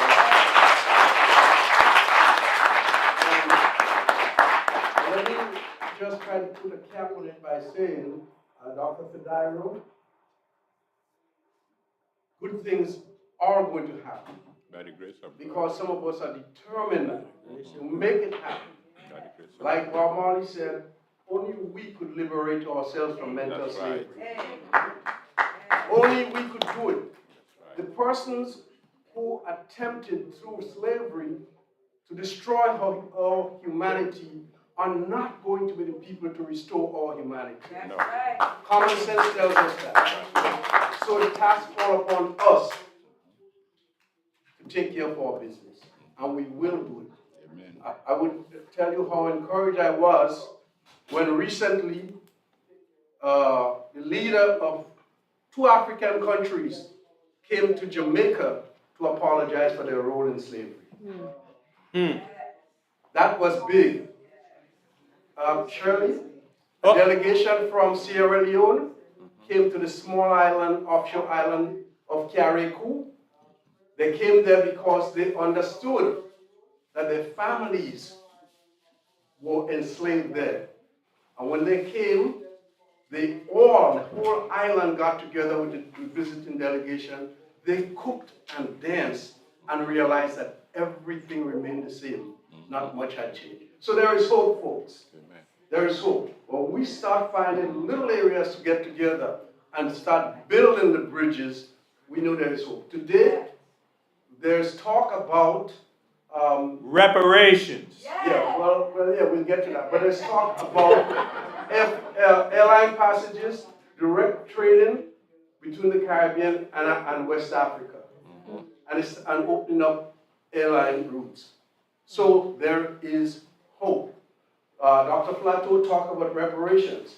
My friends, unless we could get what we're talking about here right, the road to reparation will remain very, very difficult. Because when I go attend these reparations conferences, we're all over the place. And so we have to get our act together. If we're going to make demands, we have to make it with a united voice. It's that simple. Yes. We have to make it. In fact, Dr. Flateau was talking about slavery, called voices. And it is the voices of slaves telling their story, not anybody interpreting it. But my research has led me to people who were slaves, and they are teaching us what slavery was like. And that play would be opened in Black History Month. I invite every one of you to be there, walk the red carpet on the grand opening. Congratulations. My second play that I'm working on is called The Claim. And the claim is the call for reparation. It is built, the story is written around what's his name now? He's the Chancellor of the University of the West Indies. So Henry Beckles, he has a 10-point claim. And the story and the play is written around his claim. Because, in my opinion, it is the most poignant demand for slavery. And he's beginning to get results. Many institutions around the world are inviting him to apologize for slavery, especially in Europe. So, folks, there's hope. There is hope. I know at times it could seem dark and daunting, but as long as we are prepared to do something about it. Look at what is happening in Florida. How could they deny our history? To deny our history is a continuation of what happened to us. They're doing it again now. I'm speaking on a radio program at CUNY Central on, Thursday?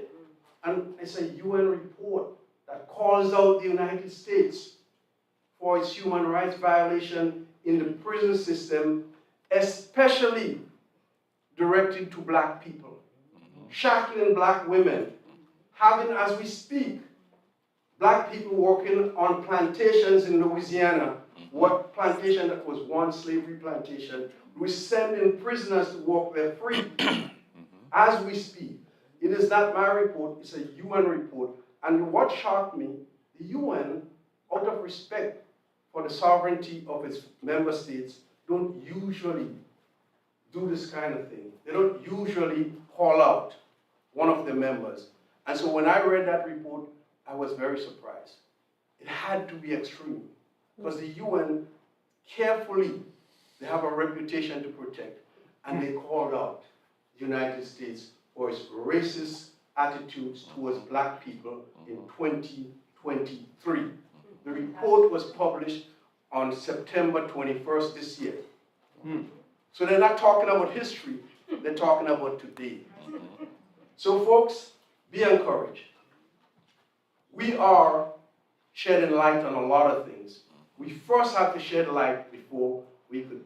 You know what they say? If you have a sore, you have to break the scab and drain it of the pus before we could have it healed. And we're doing that now. Amen. We're doing that. We have to be patient with each other. We have to be tolerant towards one another. Because in the process, we are going to make mistakes. But we are doing it. And so I'd like to open the floor to you to ask questions and to make your comments. The floor is now open. Whoever wishes to just stand, I'm sorry we don't have, yeah, just stand up. You could just announce your name and speak. My name is Kazembe. My question to the panel is, like, we all know the legacy of Marcus Garvey, Malcolm X, Paul Robeson, dealing with international issues. We see how resources constantly go to Israel every year. And then there's places like Ukraine and other places, mostly white countries, get our tax dollars in foreign aid. I wasn't in Washington in September, but I perused the agenda when the Congressional Black Caucus has their gathering in D.C. It's all about mostly domestic issues. It's as if our leadership, and I don't mean like Minister Farrakhan, but I'm talking about our elected officials, or our congressmen, our senators, seem unable to have a foreign policy that deals with Darfur, or ending the sanctions on Zimbabwe, or Haiti, or so many other issues, any country of the 54 you want to pick. So how can we, as a people, get our elected officials in Washington to have a pro-African agenda when it comes to foreign policy? And I think that's very important in the name of Black solidarity.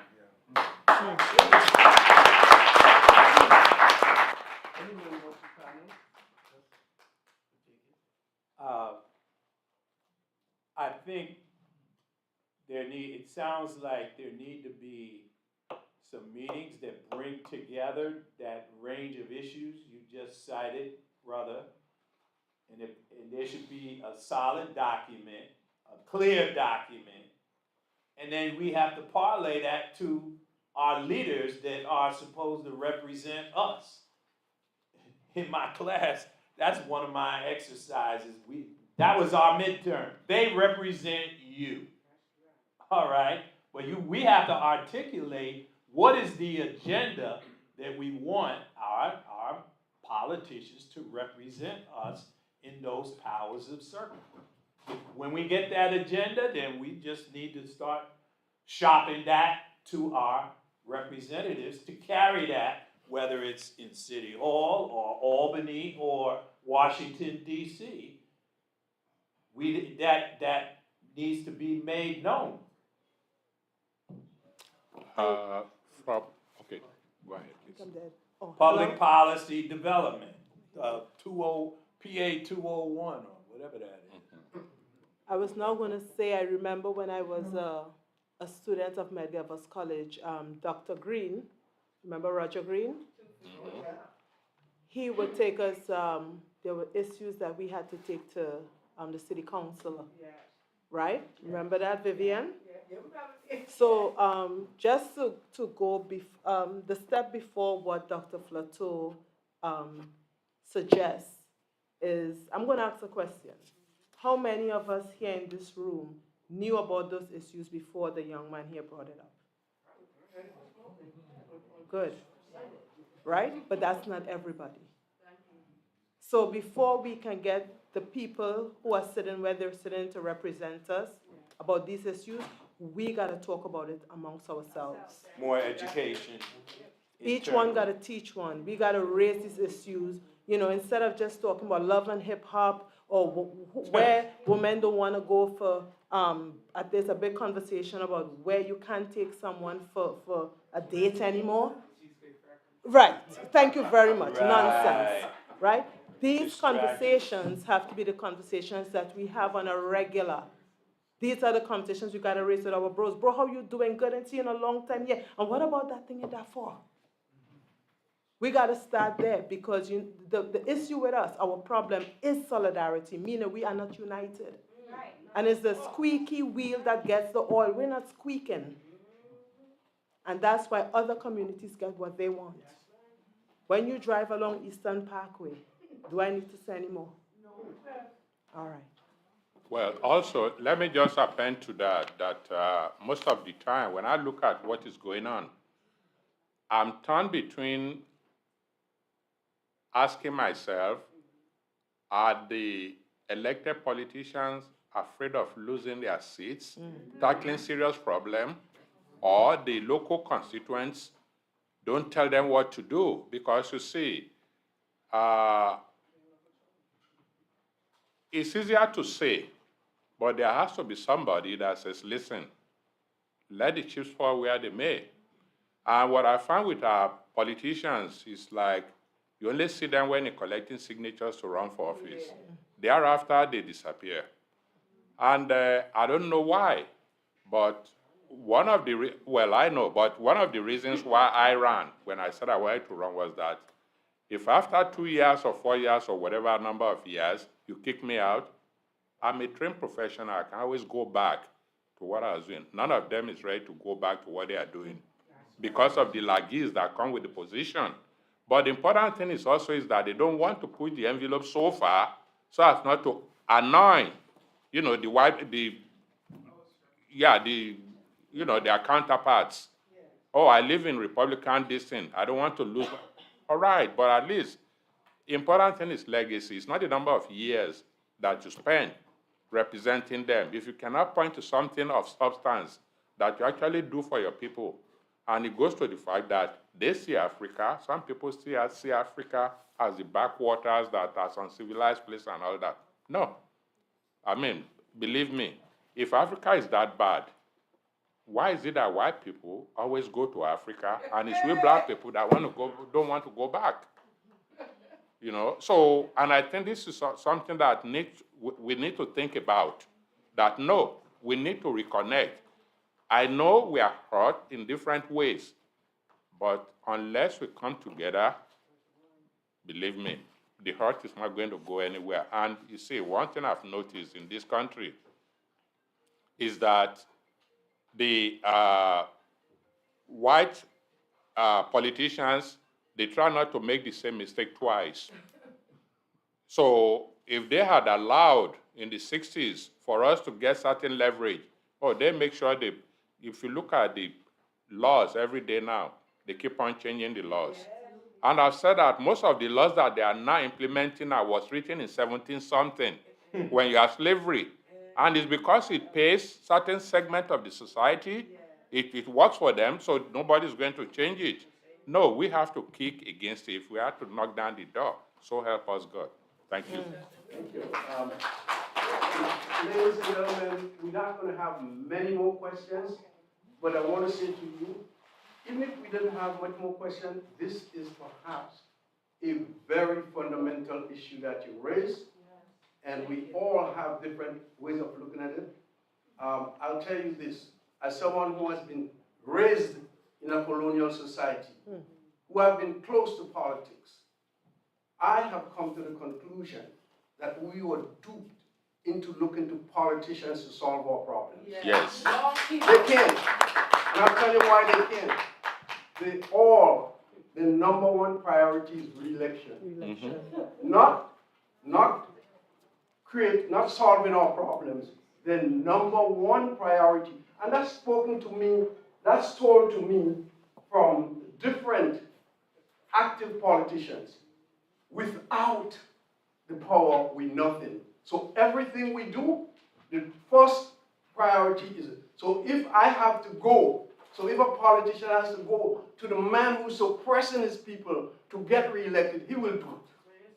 That has been our story. In fact, you see me not wearing a tie, I won't wear a tie again for the balance of my life. There's a reason. It's my protest, my personal protest. I don't ask anybody else to do it. I'm a colonial product.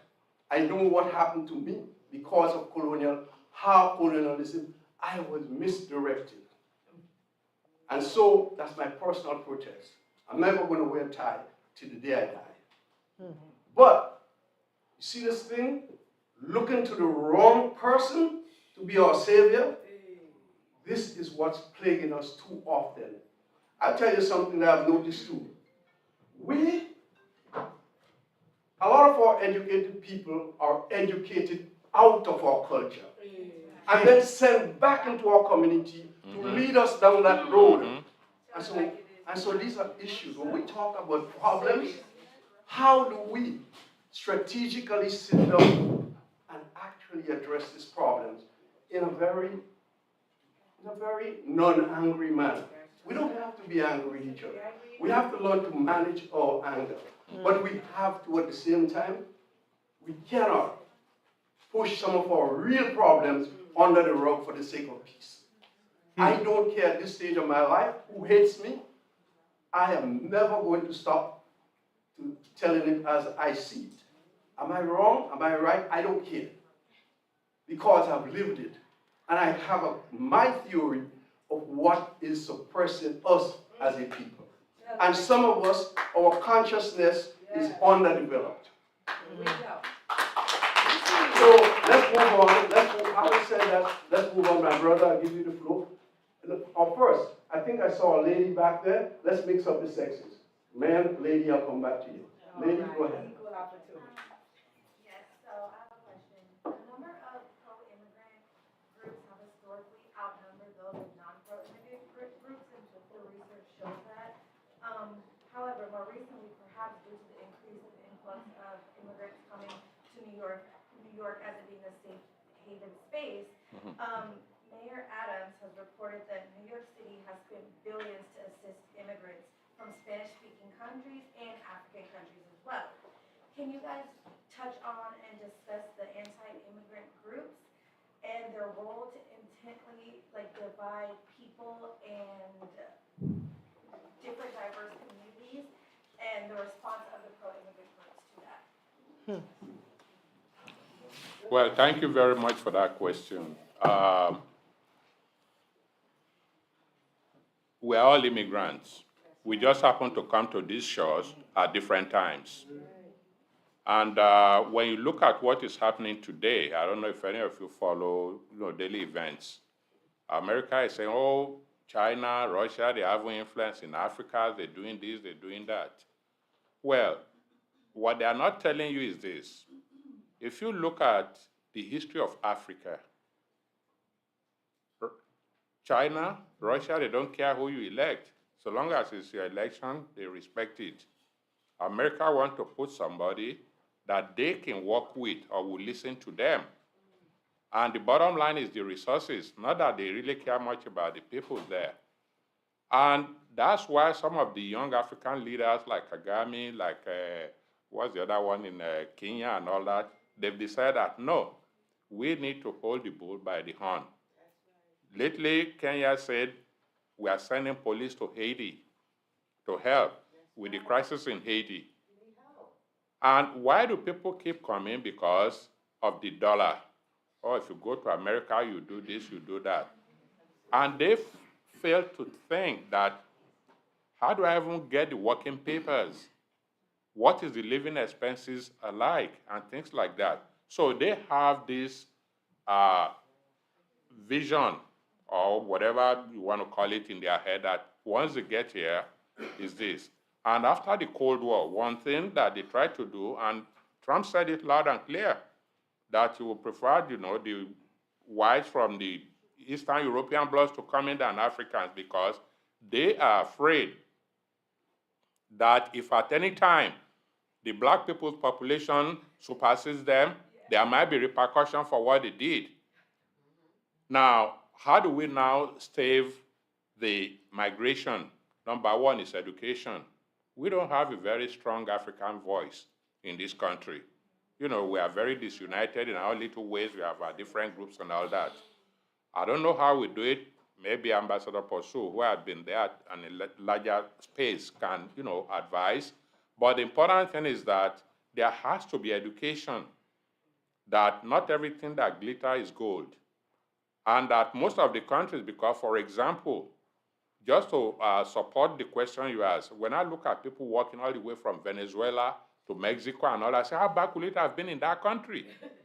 Okay, these are places where you have government, but they rather buy bullets than buy bread. They would rather, you know, spend money somewhere else, and most of them, you know, they try to enjoy the laggies of the position. And sometimes I wonder, is the democracy or the definition of democracy a true definition, that is the government of the people, by the people, for the people? If that is true, why is it that when you vote people into the office and you tell them this is what they want, they don't listen to you? So when you look at it, the anti-immigration people are like, no, we are enough here. You don't come and take whatever.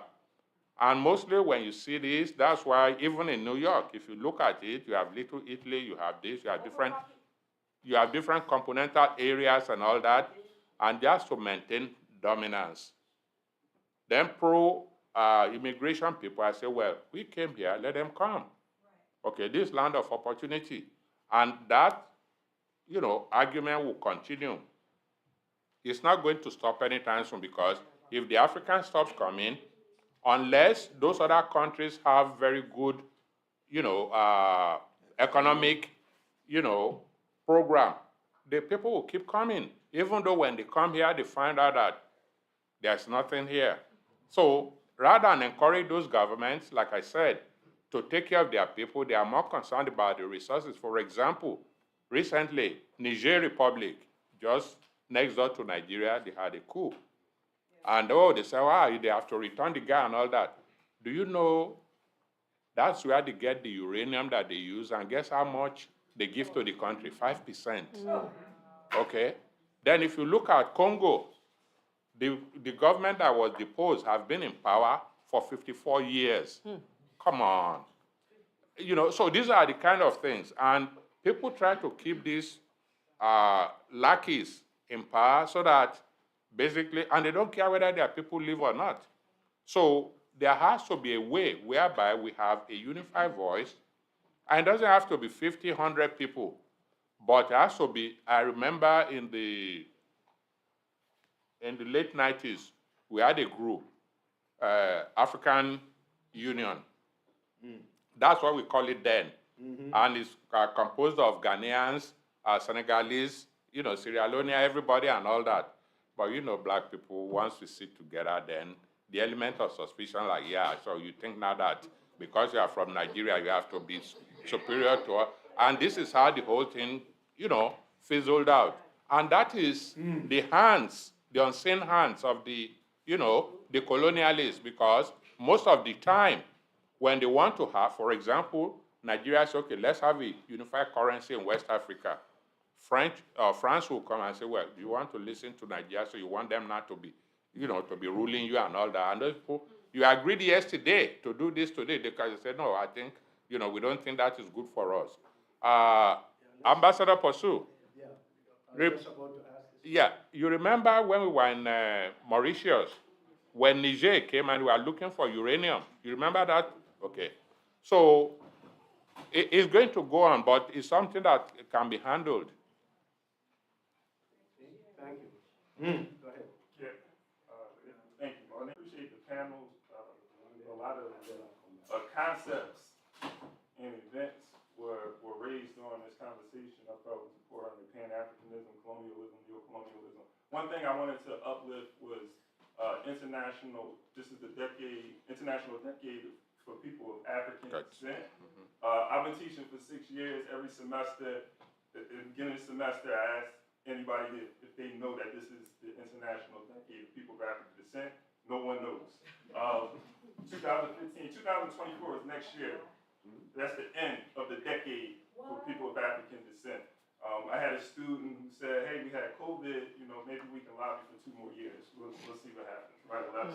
Well, I know with bullet points, just quick bullet points. One thing about the voting, I think is important, that there's education that comes with it. Sometimes we say, hey, go out there and vote. Malcolm X said himself, voter registration without voter education is useless. So we have to educate the voters so they're not just voting for anybody, right?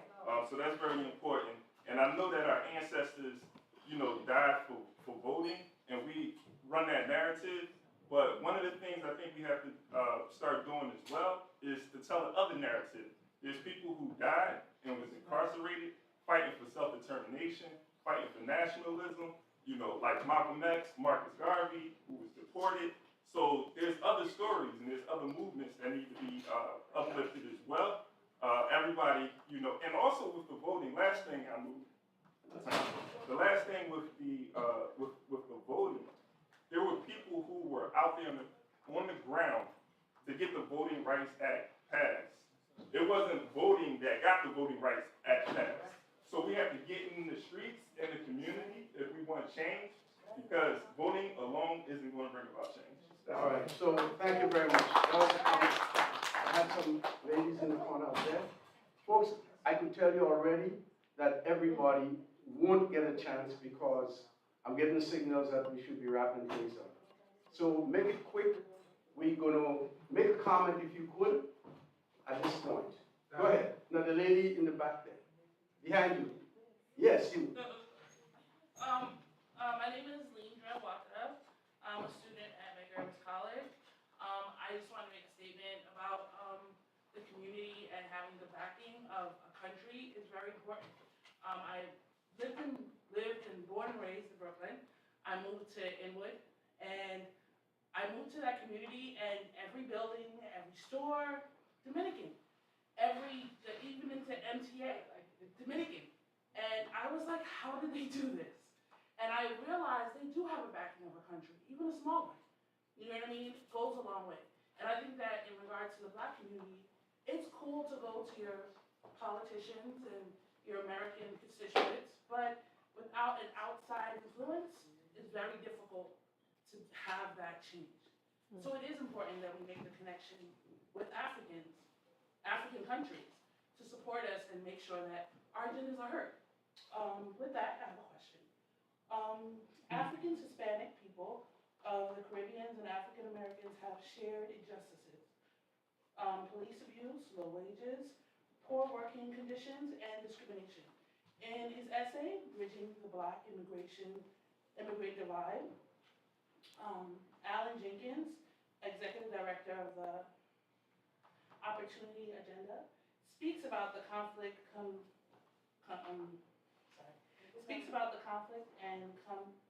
positions between Africans and Americans and Africa. Of course, this agenda is fed by anti-immigration groups. Medgar Evers College is a microcosm of social and of this society made up of Caribbeans and Africans. Is this conflict of competition partly amongst the Africans and the African Americans? Please discuss this term of job opportunity, organizational leadership, financial groups, and love and marriage. All right, thank you very much for the question, and especially for the comments. You would appreciate that we ran out of time. So I would invite you, if you meet with us in the hallway, we'll try to answer your question. The brother in front here. Briefly, I'll make it brief because I know we stress the time. One of the things I wanted to say, we do have two politicians here in Brooklyn that support our causes that we really hear enough of. Councilman Barron and his wife, Inez Barron. They've been on the front line for a long time, standing up for our causes in reparations, all of the things that have been affecting us in our communities. So we need to uplift them, like my brother said, and with the works that they've done. They've been censored, they've been shut out of certain committees and all of that for standing up for us. So those are two people that we can say from Brooklyn. Another thing is, just want to make everyone aware that we are doing things, but there's not enough of us here to understand what we're doing. This should have been, this should have been broadcast a long time ago, advertised a long time ago, and maybe we would have more people here. I represent the Final Call newspaper. We are a black-owned, black-operated, international, national, local, and we deal with the plight of our community within the diaspora. Thank you, I'm sorry for rushing. Now, I have three more persons there, just a quick, make it quick, just a statement, because we have to wrap up. I'll be quick. First of all, let me applaud the effort that you made.